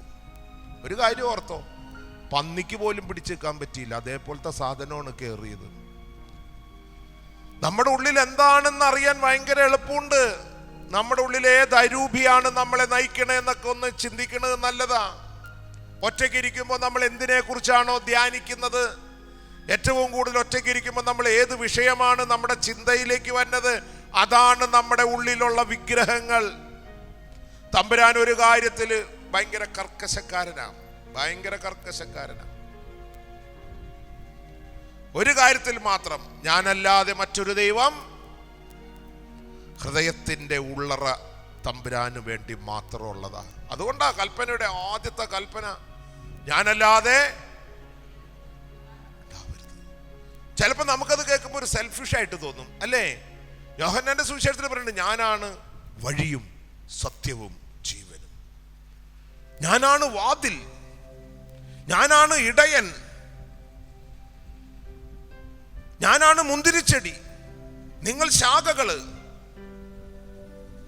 മുന്തിരിച്ചെടിയോട് ചേർന്നിരിക്കാത്തതിനൊക്കെ വെട്ടിക്കളയും. എന്നെ കൂടാതെ നിങ്ങൾക്ക് ഒന്നും സാധ്യമല്ല. ഞാൻ മോശ ചോദിച്ചു, നിന്റെ പേരെന്താ? മോശ ചോദിച്ചു ഇതേ ചോദ്യം, നിന്റെ പേരെന്നാ? അവൻ പറഞ്ഞു, യാഹ്വേ, അയാം. ഞാൻ എന്ന് പറയാനായിട്ട് യേശുവിന്, ദൈവത്തിന് മാത്രമേ പറ്റൂ. ഞാൻ എന്ന് പറയുമ്പോൾ മറ്റുള്ള ജാതി മതസ്ഥരൊക്കെ മോശമാണെന്നല്ല തമ്പുരാൻ പറഞ്ഞത്. ഞാൻ ആരാണെന്ന് മത്തായിയുടെ സുവിശേഷം അവസാന ഭാഗത്ത് ലാസ്റ്റ് ജഡ്ജ്മെന്റിൽ പറയുന്നുണ്ട്. വലതുവശത്ത് നിൽക്കണവരോട് പറഞ്ഞ്, നീ എന്നെ മാനിച്ചത് കൊണ്ടാ നീ ഇവിടെ നിൽക്കണേ. ഞാൻ വിശന്ന് വന്നപ്പോ നീ എനിക്ക് ഭക്ഷണം നൽകി, ഞാൻ ദാഹിച്ചപ്പോ നീ എനിക്ക് വെള്ളം നൽകി, ഞാൻ വസ്ത്രമില്ലാണ്ട് വന്നപ്പോ നീ എനിക്ക് വസ്ത്രം നൽകി. തമ്പുരാൻ പറയാ. അപ്പൊ ഇവര് ചോദിച്ച്, എപ്പാ? ഞാൻ നിനക്ക് തന്നിട്ടില്ലല്ലോ. തമ്പുരാൻ ചേർത്ത് വെച്ച് പറഞ്ഞു, ഈ ചെറിയവരിൽ ഒരുവൻ ഇത് ചെയ്തപ്പോ എനിക്ക് തന്നെയാ. തമ്പുരാന്റെ അടുക്കല് ഞാൻ പിതാവിന്റെ അടുക്കലേക്ക് പോവുകയാ. എന്റെ പിതാവിന്റെ അടുക്ക് അവിടെ ഇഷ്ടം പോലെ സ്ഥലമുണ്ട്. എന്തിനാ പോണേ? നിങ്ങൾക്ക് സ്ഥലമൊരുക്കാൻ. അവിടെ പോണോന്നുണ്ടെങ്കിൽ ഞാനാണെന്ന് പറഞ്ഞവൻ പറയുകയാണ്, ഈ ചെറിയവരില് നിങ്ങൾ ചെയ്തപ്പോഴെല്ലാം എനിക്ക് തന്നെയാണ് ചെയ്തത്. മനസ്സിലാവണുണ്ടാ? അങ്ങോട്ട് പോണോന്നുണ്ടെങ്കിൽ ഉള്ളതൊക്കെ ഇങ്ങനെ കെട്ടിപ്പിടിച്ച് വെച്ചിട്ട് കാര്യമില്ല. പണത്തിന്റെ കാര്യം മാത്രമല്ല, സമയം, നല്ല വാക്ക്, ഒരു നല്ല വാക്ക് പറയ്. പൈശാചിക ബന്ധനത്തിൽ നിന്നും ഇവനെ മോചിച്ചു. ഗനേസറിനെ ആ പട്ടണത്തിലുണ്ടല്ലോ, ഇവനെ അറിയാത്തവരാരുമില്ലെന്ന് ഈ പ്രശ്നക്കാരെ പെട്ടെന്നറിയും. നാട്ടിലൊന്നിനും കൊള്ളാത്തവനെല്ലാവരും അറിയും. എൻ്റെ വീട് ആലുവ, വീട് ഫെഡറൽ ബാങ്കിന്റെ ഹെഡ് ഓഫീസിന്റെ ബാക്കിൽ നിന്ന് പറഞ്ഞാൽ ചോദിക്കും, ഏത് അവിടെ 3 ബിൽഡിംഗ് ഉണ്ട് ഫെഡറൽ ബാങ്കിൻ്റെ, അതിലെ ഏതിൻ്റെയാണെന്ന് ചോദിക്കും. പക്ഷേ വേറൊരു സ്ഥലം പറഞ്ഞാൽ എല്ലാവർക്കും അറിയാം. ബീവറേജിൻ്റെ അടുത്താണ് എൻ്റെ വീടെന്ന് പറഞ്ഞാൽ ഒരാൾക്കും സംശയമില്ല. അച്ഛന്മാർക്കും ഇല്ല, സിസ്റ്റേഴ്സിനും ഇല്ല, പ്രാർത്ഥനക്കാർക്കും ഇല്ല, എല്ലാവർക്കും അറിയാം. കാരണം ബീവറേജ് പള്ളി ഏതാണെന്ന് പള്ളിയുടെ അടുത്താന്ന് ചോദിക്കുക. ഏത് പള്ളിയാണ്? മുസ്ലിം പള്ളിയാണ്, ക്രിസ്ത്യൻ പള്ളിയാണ്, ലത്തീൻ പള്ളിയാണ്, മലങ്കര പള്ളിയാണ്? ഞാൻ പറഞ്ഞ മനസ്സിലാവണ്ട? ജ്ഞാനത്തിന്റെ പുസ്തകം 4:12 തിന്മയുടെ വശീകരണ ശക്തിയാൽ നന്മയ്ക്ക് മങ്ങലേൽക്കുന്നു, ഭ്രമിപ്പിക്കുന്ന മോഹങ്ങൾ നിഷ്കളങ്ക ഹൃദയത്തെ വഴിതെറ്റിക്കുന്നു. തിന്മയ്ക്കൊരു അട്രാക്ഷൻ ഉണ്ട്, അത് പെട്ടെന്ന് നമ്മുടെ തലയിലേക്ക് കയറി വരും. ഇവന്റെ ഈ മാറ്റം, പൈശാചിക ബന്ധനം അഴിഞ്ഞു കഴിഞ്ഞപ്പോഴേ ഇവന്റെ സ്വഭാവം അങ്ങോട്ട് മാറി. ഇവൻ തുണി കൊടുക്കാൻ തുടങ്ങി, ഇവൻ കുളിച്ച് ഷേവ് ചെയ്ത് മിടുക്കനായി, പുതിയ വസ്ത്രം, പുതിയ ചെരുപ്പ്. ഇവന്റെ ഭാഷ മാറി. തമ്പുരാൻ അകത്ത് വരുമ്പോ ഭാഷ മാറും. തെറി പിന്നെ പറയില്ല, തെറിപ്പാട്ട് പാടില്ല. പിന്നെ പാടുന്നതും പറയുന്നതും എല്ലാം ദൈവമഹത്വത്തിന് വേണ്ടി മാത്രമേ സംസാരിക്കുകയുള്ളൂ. ഇവന്റെ ഈ ചേഞ്ചസ്, ഇവന്റെ മാറ്റം പെട്ടെന്ന് കാട്ടുതീ പോലെ അങ്ങോട്ട് സ്പ്രെഡായി. കേട്ടവര് അവനാ, ആ തെമ്മാടി, ആ അലമ്പൻ, അവൻ രക്ഷപ്പെട്ട, ഉയ്യോ അപ്പൊ ഒന്ന് കാണണമല്ലോ. ഇവൻ രക്ഷപ്പെട്ട് കഴിഞ്ഞ് ഇവൻ മിടുക്കനായി കഴിഞ്ഞപ്പോ ഇവൻ കർത്താവിനോടൊരു ചോദ്യം ചോദിച്ചു, ഒരു അപേക്ഷ വെച്ചു. എന്താ ചോദിച്ചതെന്നറിയോ?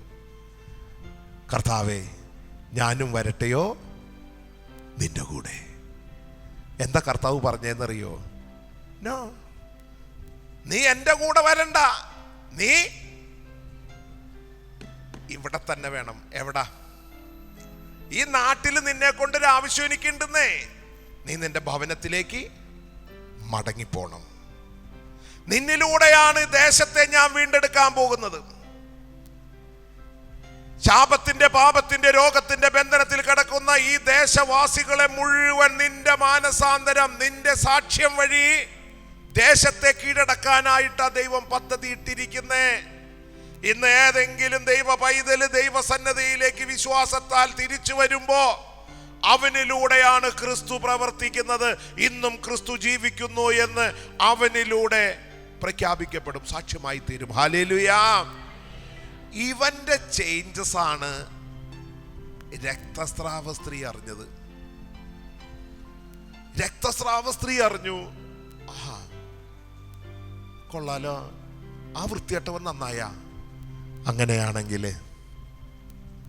എൻ്റെ ഈ അസുഖം 12 വർഷമായി. എന്ത് രക്തസ്രാവം, ബ്ലീഡിംഗ് ഉള്ളവർക്കറിയാം. ഇത്ര വൃത്തികെട്ട ഒരു പരിപാടി, എന്തൊരു അസ്വസ്ഥ എന്നറിയാമോ? എവിടെയെങ്കിലും പോകാൻ പറ്റുമോ? ബ്ലീഡിങ് ഭയങ്കര കഷ്ടപ്പാടാ. ഇങ്ങനെ ശരീരം ഇങ്ങനെ വെളുത്തു പോകും, ശരീരത്തിൽ നിന്ന് രക്തം പോയി പോയി പോയി അങ്ങനെ തന്നെ തീരും. എല്ലാ ട്രീറ്റ്മെന്റും നോക്കി, അലോപ്പതി, ആയുർവേദം, ഹോമിയോ ഒക്കെ നോക്കിയതാ. ഉള്ള പൈസ മുഴുവനും നശിപ്പിച്ച് ചികിത്സയ്ക്ക് വേണ്ടി ഒക്കെ തീർന്ന്. അപ്പോഴാണ് അറിയണേ, ആഹാ, ആ ഭ്രാന്തനെ രക്ഷപ്പെടുത്തിയ ആ നല്ല ഗുരുവിന്, ആ വൈദ്യന് എന്നെയും സൗഖ്യപ്പെടുത്താനായിട്ട് സാധിക്കും. രക്തസ്രാവം, കുഷ്ഠരോഗമൊക്കെ ഭ്രഷ്ട് കൽപ്പിച്ച് ഗുഹയിലും വനാന്തരത്തിലും പോയി താമസിക്കണം. അന്നത്തെ കാലഘട്ടത്തിൽ അങ്ങനെയാണ്, ഒളിച്ചു താമസിക്കണം. അവൾ അതൊന്നും കാര്യമാക്കിയില്ല. എന്നെ കല്ലെറിഞ്ഞ് കൊന്നോട്ടെ, സ്നേഹം ഒന്നിനും പ്രതിബന്ധമാകണില്ല. എനിക്ക് എൻ്റെ ഗുരുവിനെ കാണണം. അവൾ അങ്ങോട്ട് രണ്ടും അങ്ങോട്ട് കൽപ്പിച്ച് അങ്ങോട്ട് ഇറങ്ങി.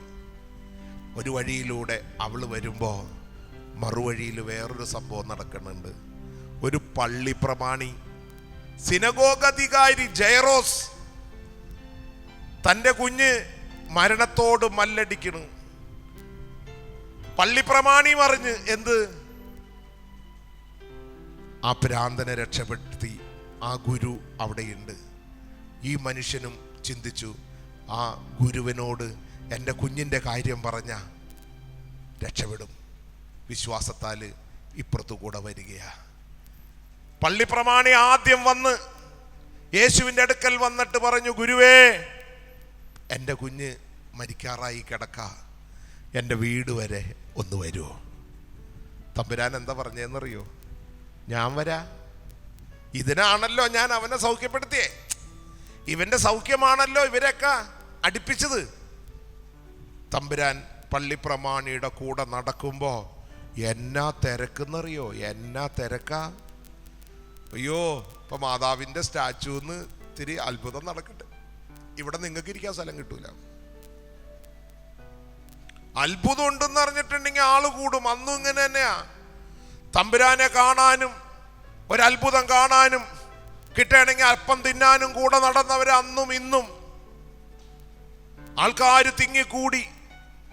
ഉദ്ദേശ ലക്ഷ്യമാണ് പ്രാധാന്യം. എന്തിനാണ് തമ്പുരാന്റെ അടുക്കൽ വരുന്നത്? തമ്പുരാന്റെ അടുക്കൽ നമ്മൾ എന്തിനാ വന്നിരിക്കണേ? ഇത് വലിയൊരു ചോദ്യചിഹ്നമാണ്. തമ്പുരാന്റെ അടുക്കലേക്ക് വന്ന പലരും പല ഉദ്ദേശത്തോടു കൂടിയാ. ചിലര് കാണാൻ, ചിലര് കേൾക്കാൻ, ചിലർക്ക് തിക്കിന്റെ ഇടയിൽ നടക്കാനൊരു സുഖം, ചിലർക്ക് തൊടുവാൻ.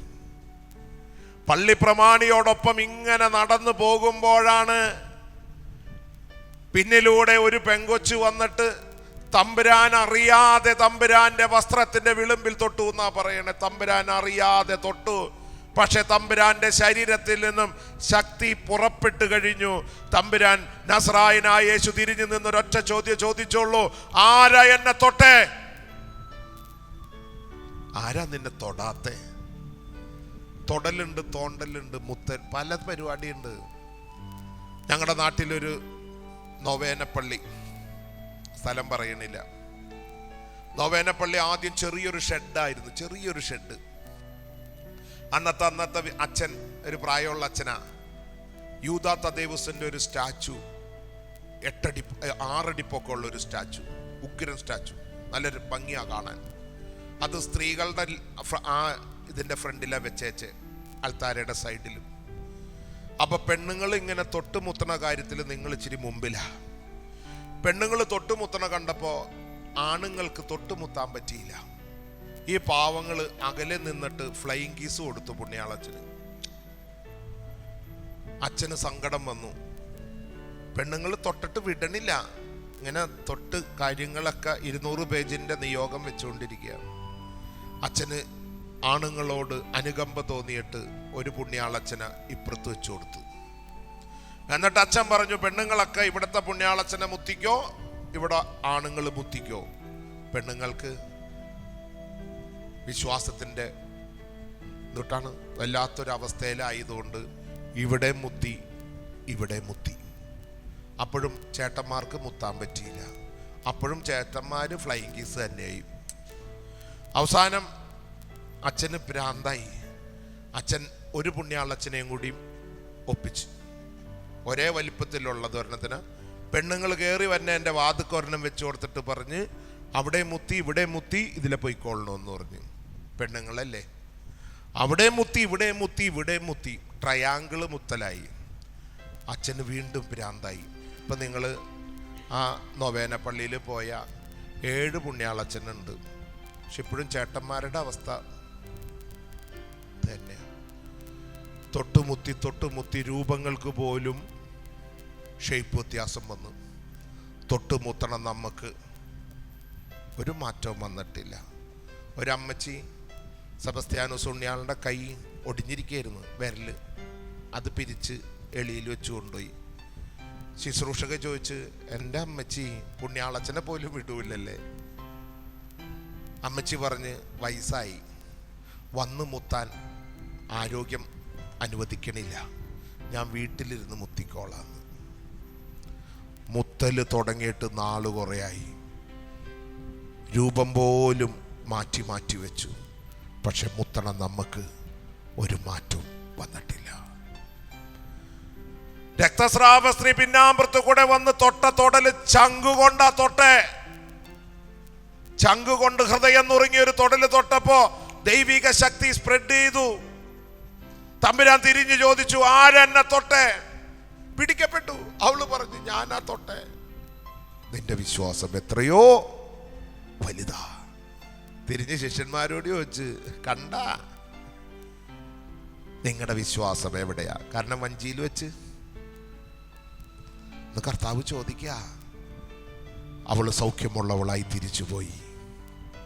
അപ്പോഴാ സിനഗോഗ് അധികാരിയുടെ വീട്ടിൽ നിന്ന് പണിക്കാർ വന്നിട്ട് പറഞ്ഞു, ഇനി ഗുരുവിനെ ബുദ്ധിമുട്ടിക്കണ്ട. കാരണം എന്താ? കുഞ്ഞ് മരിച്ചുപോയി. തമ്പുരാൻ വളരെ സിമ്പിളായിട്ട് പറയുന്ന ഒരു കാര്യമുണ്ട്. ഇത് 2024 വർഷങ്ങൾക്ക് മുൻപ് ശിഷ്യന്മാരോട് പറഞ്ഞു തീർത്തതല്ലെന്നേ. ഇന്ന് ഇവിടെ ഈ അനുഗ്രഹത്തിന്റെ കൂടാരത്തിൽ കടന്നു വന്ന ഓരോ ദൈവ പൈതലിനോടും കർത്താവ് പറയാണ്, മോനെ മോളെ, ഇത് ഇന്ന് കർത്താവ് നിന്നോടാണ് സംസാരിക്കണേ. നിന്നോടാണ് ഈ മെസ്സേജ് തരുന്നത്. ഒറ്റ വാക്കേ പറഞ്ഞുള്ളൂ, വിശ്വസിച്ചാൽ മാത്രം മതി. മരിച്ച് വിറങ്ങലിച്ച് കിടക്ക, അപ്പോഴും പറയാ വിശ്വസിച്ചാൽ മാത്രം മതി ഇട്ടാന്ന്. വിശ്വാസത്തോടു കൂടി സിനഗോഗ് അധികാരി വീട്ടിൽ ചെല്ലുമ്പോ കോലാഹലം, ഒച്ചയും ബഹളം. എക്കേത്തിനെ പുറത്താക്കിയിട്ട് പറഞ്ഞു, കൊച്ചു മരിച്ചിട്ടില്ല. അവര് കണ്ടതല്ലേ, വിറങ്ങലിച്ച് പൾസ് പിടിച്ച് നോക്കിയതല്ലേ, നെഞ്ചത്ത് തൊട്ട് നോക്കിയതാ, മൂക്കിൽ കൈയിട്ട് നോക്കിയതാ, ചത്ത്. അപ്പോഴാണ് ഒരുത്തം വന്നിട്ട് പറയണേ മരിച്ചിട്ടില്ല, ഉറങ്ങേണെന്ന്. തല്ല് കിട്ടാണ്ടിരുന്നത് ഭാഗ്യം. എക്കേത്തിനെ പുറത്താക്കിയിട്ട് വീടിന്റെ അകത്ത് കയറിയിട്ട് കഥകടച്ച് കൂടെ ഉണ്ടായിരുന്ന പത്രോസും യാക്കോബും യോഹന്നാനും അപ്പനും അമ്മയും കഥകടച്ചിട്ട് പറഞ്ഞു, ബാലികേ എഴുന്നേക്ക്. കൊച്ചിനെ അമ്മയ്ക്ക് ഏൽപ്പിച്ചു കൊടുത്തിട്ട് പറഞ്ഞു, വല്ലതും കൊടുക്ക്. ഇന്ന് കർത്താവ് 3 സന്ദേശം, 3 അത്ഭുതം നിങ്ങളുടെ മുമ്പിൽ വെച്ചിരിക്കുകയാണ്. ഇത് തന്നെയാണ് മർക്കോസിലും ഇത് തന്നെയാ, 5ലും ഇത് തന്നെ പറയണേ. ഏതാ? ഇന്ന് നിന്റെ ഭവനത്തില് പൈശാചികമായ എന്തെങ്കിലും ബുദ്ധിമുട്ട് അനുഭവപ്പെടുന്നുണ്ടോ? ലഗിയോൻ ബാധ പോലെ നിന്റെ ഭവനത്തിൽ ഇന്ന് ഏതെങ്കിലും തരത്തിൽ നമ്മളോ നമ്മുടെ പ്രിയപ്പെട്ടവരോ കാരണം എന്തെങ്കിലും ശാപത്തിന്റെ ബന്ധനത്തിലാണോ കിടക്കണത്? നിന്റെ മക്കള് വീട്ടിൽ കയറാതെ അലഞ്ഞു തിരിഞ്ഞ് നടക്കുകയാണോ? വസ്ത്രധാരണം മാന്യമല്ലാത്ത രീതിയിൽ നഗ്നത പ്രദർശിപ്പിച്ച് നടക്കുന്നതാണോ? അതോ ശരീരം മുഴുവൻ ദൈവത്തിന്റെ ആലയം എന്ന് തിരിച്ചറിയാതെ ശരീരത്തെ നശിപ്പിക്കുന്ന അവസ്ഥയിൽ നിന്റെ വീട്ടിൽ ആരെങ്കിലും ഉണ്ടോ? അന്ധചിത്രമുള്ള ഭവനമാണോ? കൊലപാതകത്തിന്റെയും ആത്മഹത്യയുടെയും ഒളിച്ചോട്ടത്തിന്റെയും ദുരാത്മ ബന്ധനമാണോ നിന്റെ ഭവനത്തില്? ഇന്ന് നിന്റെ ഭവനത്തിൽ നഷ്ടപ്പെട്ടു പോയ ദൈവീക ചൈതന്യം ദൈവം മടക്കി തരാൻ പോകുന്ന ദിവസമാണ്. 2, എത്ര ചികിത്സിച്ചിട്ടും സൗഖ്യപ്പെടാത്ത രോഗപീഠകൾ നിന്റെ ഭവനത്തിലോ നിന്റെ പ്രിയപ്പെട്ടവർക്കോ ഉണ്ടോ? ഏറെ ചികിത്സിച്ചിട്ട് സൗഖ്യപ്പെടാം. ചിലർക്ക് എപ്പോഴും അസുഖമാണ്, പക്ഷെ ആശുപത്രി ചെന്ന് ടെസ്റ്റ് ചെയ്ത് കഴിഞ്ഞാൽ ഒരു അസുഖമില്ല. വൈദ്യശാസ്ത്രം കൊണ്ട് സൗഖ്യപ്പെടാത്ത ഏതെങ്കിലും രോഗമുണ്ടെങ്കിൽ ഓർത്തോട്ട ദൈവം മാറ്റിവെച്ചിരിക്കുകയാണ് ദൈവിക അത്ഭുതത്തിനും സാക്ഷ്യത്തിനും വേണ്ടിയിട്ട്. ഹല്ലേലൂയാ. പാരമ്പര്യ രോഗങ്ങൾ, ചില പാരമ്പര്യ രോഗങ്ങൾ ചില കുടുംബങ്ങളിലുണ്ട്. ആസ്മറ്റിക് ഉണ്ട്, പാണ്ട് രോഗം. ചില ഭവനങ്ങളിൽ മക്കളുടെ കല്യാണമൊക്കെ കഴിഞ്ഞ് പക്ഷേ ഒറ്റ മക്കൾക്ക് മക്കളില്ല. പരിശോധിക്കണം. ചില ഭവനങ്ങളിൽ അടിക്കടി ഉണ്ടാകുന്ന അപകട മരണങ്ങൾ പരിശോധിക്കണം. അങ്ങനെ പൂർവികമായിട്ട് എന്തെങ്കിലുമുള്ള രോഗത്തിലൂടെ കടന്നു വന്നിട്ടുള്ള ശാപമുണ്ടോ നിന്റെ വീട്ടില്? എത്ര ചികിത്സിച്ചിട്ടും സൗഖ്യപ്പെടാത്ത രോഗമുണ്ടോ? ഇന്ന് കർത്താവ് നിന്റെ രോഗത്തിന്റെ മേല് വിടുതൽ നൽകുന്ന ദിവസമാണ്. ഹല്ലേലൂയ. ശക്തിയോടെ ഹല്ലേലൂയ. അഭിഷേകത്തോടെ ഹല്ലേലൂയ. 3, മരണത്തിന്റെ നിഴൽ വീണ ഭവനമാണോ നിന്റെ ഭവനം? മരണത്തോട് മല്ലടിച്ചു കൊണ്ടിരിക്കുന്ന ഏതെങ്കിലും വ്യക്തി നിന്റെ ഭവനത്തിലുണ്ടോ? നിന്റെ ഭവനം നീ മരിച്ചതിന് തുല്യമാണോ നിന്റെ ജീവിതം? 3 അവസ്ഥയാ ദൈവം കാണിക്കുന്നത്. 1, പൈശാചിക ബന്ധനം. 2, മാറാ രോഗങ്ങൾ. 3, മരണത്തിന്റെ നിഴൽ വീണ ഭവനം. ഈ അവസ്ഥ നിന്റെ വീട്ടിലുണ്ടോ? ഉറപ്പ്, ഇന്ന് കർത്താവ് ആ മേഖലകളുടെ മേല് കൈ ഉയർത്തി അനുഗ്രഹിക്കുന്ന ദിവസമാണ്. ഇന്നത്തെ ആരാധന, വിശുദ്ധ ബലി അതിനുവേണ്ടി ആയിക്കൊള്ളട്ടെ. കർത്താവിൻ്റെ വലിയ വിടുതൽ ഉറപ്പാ. മർക്കോസ് 16, 17, 18 വിശ്വസിക്കുന്നവരോട് കൂടെ ഈ അടയാളങ്ങൾ ഉണ്ടായിരിക്കും. 2 മക്കബായി 8, 18 നമുക്കെതിരെ വരുന്ന ശത്രുക്കളെയും ലോകം മുഴുവനെ തന്നെയും അങ്കുലി ചലനം കൊണ്ട് തറ പറ്റിക്കുവാൻ കഴിയുന്ന സർവശക്തനായ ആ ദൈവത്തിലാണ് നമ്മുടെ പ്രത്യാശ. പ്രഭാഷകന്റെ പുസ്തകം 36:6 അടയാളങ്ങളും അത്ഭുതങ്ങളും വീണ്ടും പ്രവർത്തിച്ച് കരബലം പ്രകടമാക്കണമേ. ഫിലിപ്പി 1:28 എതിരാളികളിൽ നിന്നുണ്ടാകുന്ന യാതൊന്നിനെയും ഭയപ്പെടേണ്ട, ദൈവത്തിൽ നിന്നുള്ള അടയാളമാണത്, അവർക്ക് നാശത്തിൻ്റെയും നിങ്ങൾക്ക് രക്ഷയുടെയും. ഹല്ലേലൂയാ. ഇന്ന് തമ്പുരാൻ നിങ്ങളെ തൊടാൻ പോവുക, ഉറപ്പ്. എൻ്റെ സാക്ഷ്യം നിങ്ങൾ കേട്ടിട്ടുള്ളതാണല്ലോ അല്ലേ? എൻ്റെ സാക്ഷ്യം കേൾക്കാത്തവരൊന്ന് കൈപോക്കിയേ. എൻ്റെ സാക്ഷ്യം കേൾക്കാത്തവർ വെച്ചോടാ, കുറേ പേരുണ്ട്. അപ്പോൾ കേട്ടവർക്ക് വേണ്ടിയിട്ടല്ല, കേൾക്കാത്തവർക്ക് വേണ്ടിയിട്ടാ.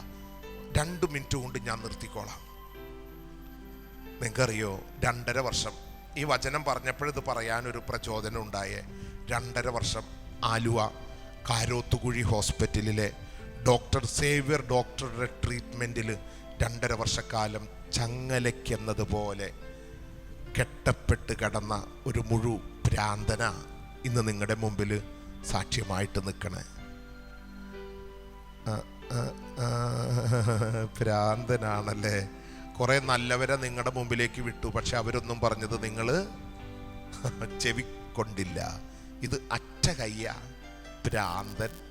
ഇന്ന് വചനം പ്രസംഗിക്കുന്നവരുടെയൊക്കെ പേര് നിങ്ങൾക്കറിയോ? കൃഷ്ണൻ, കൃഷ്ണൻകുട്ടി, ഉണ്ണികൃഷ്ണൻ, നന്ദു, നന്ദിനി, സുലൈമാൻ, ബഷീർ, ഉസ്മാൻ, പിന്നെ ഗുണ്ടകൾ, പിന്നെ വേശ്യകൾ, ഭ്രാന്തന്മാർ. ഇത് കാലത്തിൻ്റെ അടയാളങ്ങളാ. അവസാന നാളുകളിൽ ഇങ്ങനെയൊക്കെ സംഭവിക്കും. വിളിക്കപ്പെട്ടവർക്കൊക്കെ വിളി തെറ്റി അവർ മണ്ണിൻ്റെയും പൊന്നിൻ്റെയും പെണ്ണിൻ്റെയും ഒക്കെ പേരിൽ വഴി തെറ്റിപ്പോയപ്പോൾ അഹങ്കരിക്കാനല്ലട്ടാ, ഞങ്ങളെപ്പോലെയുള്ള ഒന്നിനും കൊള്ളാത്ത ലഗിയോൻ ബാധ്യതയിൽ കിടന്ന ഞങ്ങളെയൊക്കെ ദൈവം എടുത്ത് കുളിപ്പിച്ച് പുതിയ അഭിഷേകത്തിൻ്റെ വസ്ത്രം ധരിപ്പിച്ച് ദൈവം ഞങ്ങളെ സാക്ഷ്യമാക്കിക്കൊണ്ടിരിക്കുകയാണ്. എനിക്ക് രാത്രി ഉറങ്ങാൻ പറ്റൂലായിരുന്നു. 1.5 കുപ്പി ബ്രാൻഡി, 1 ഇഞ്ചക്ഷൻ, 2 കഞ്ചാവ്, 4 ഉറക്കോളിയാണ്. ഇത്രയൊക്കെ ശരീരത്തിൽ കുത്തി കയറ്റിയാൽ ഒന്ന് മയങ്ങാൻ പറ്റും. ഉറക്കം വലിയ പ്രശ്നമുണ്ടാ. ഉറങ്ങാൻ കിടന്ന ഉറക്കം വരൂല്ലട്ടാ. എന്നാൽ നിങ്ങൾ ഉണർന്നിരിക്കാൻ നോക്കിയേ, വചനം കേൾക്കാനിരുന്നേ, കൊന്ത ചെല്ലാനിരുന്നേ, വചനം വായിക്കാനൊന്നിരുന്ന് നോക്കിയേ. എവിടെ നിന്നാണ് എന്നറിയില്ല ഉറക്കം. അങ്ങോട്ട് വാ, ഇങ്ങോട്ട് പോ എന്നാൽ ഉറങ്ങാൻ കിടന്നു നോക്കിയേ, ഉറക്കം വരൂല. ഇതൊരു പൈശാചിക ബന്ധനമാണ്. ഇനി ദൈവത്തിൻ്റെ സന്നിധിയിലിരുന്ന് ഉറങ്ങിപ്പോയതുകൊണ്ട് ഒരു കുഴപ്പമില്ല കേട്ടോ. ഫ്രാൻസിസ് മാർപ്പാപ്പ പറയും, ആരാധനയ്ക്ക് മുൻപിൽ ഞാനും പലപ്പോഴും ഇരുന്ന് ഉറങ്ങിപ്പോകാറുണ്ട്, എങ്കിലും ഞാൻ ദൈവസന്നിധിയിലാണല്ലോ. അത് ഒരു എക്സ്ക്യൂസായിട്ട് എടുക്കരുത് കേട്ടാ. ഉറങ്ങാനുള്ളൊരു മാർഗമല്ല. ക്ഷീണം വരുമ്പോൾ ഉറങ്ങൂന്നേ, എന്നാലും ദൈവത്തിൻ്റെ അടുക്കലാണല്ലോ. വചനം കേൾക്കുമ്പോൾ ചിലതൊന്നും നമുക്ക് മനസ്സിലാകൂല, വേണ്ടെന്നേ. വചനം സമയത്തിൻ്റെ പൂർത്തീകരണത്തിൽ വചനം ഫലം നൽകും. ഫലം നൽകാതെ ഒന്നും തിരിച്ചു പോകൂല. സമയത്തിൻ്റെ പൂർത്തീകരണം. എനിക്ക് രാത്രി ഉറക്കം കിട്ടാണ്ട് തിരിഞ്ഞും മറിഞ്ഞും ഉറക്കത്തിലേക്ക് വഴുതി വീഴുമ്പോൾ ദുസ്വപ്നം കണ്ട് ഞെട്ടി എഴുന്നേക്കും. അപ്പം ഞാൻ തപ്പി നോക്കും ഭാര്യ കൂടെ ഉണ്ടോയെന്ന്. സംശയം എന്നൊരു രോഗം എനിക്കുണ്ട്.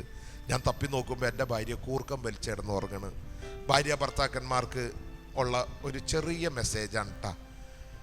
ഭാര്യ ഭർത്താക്കന്മാരിൽ ഒരാൾക്ക് ദൈവം കൊടുത്തേക്കണ കൃപയാ, ഗിഫ്റ്റാണ്. ഒരാൾക്ക് കിടക്കുമ്പോൾ തന്നെ ഉറങ്ങാനുള്ള കൃപ ഒരാൾക്കുള്ളൂ.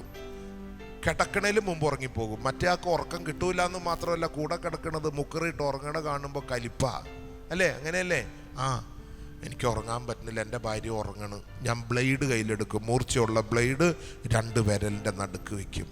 എന്നിട്ട് ഞാൻ അങ്ങോട്ടും ഇങ്ങോട്ടും വലിക്കും അവളുടെ ദേഹത്ത്. എൻ്റെ പെണ്ണ് അറിയില്ല, കാരണം 10-23 പേരടങ്ങുന്ന വലിയൊരു ജോയിൻറ്റ് ഫാമിലിയെ കൂട്ടുകുടുംബം.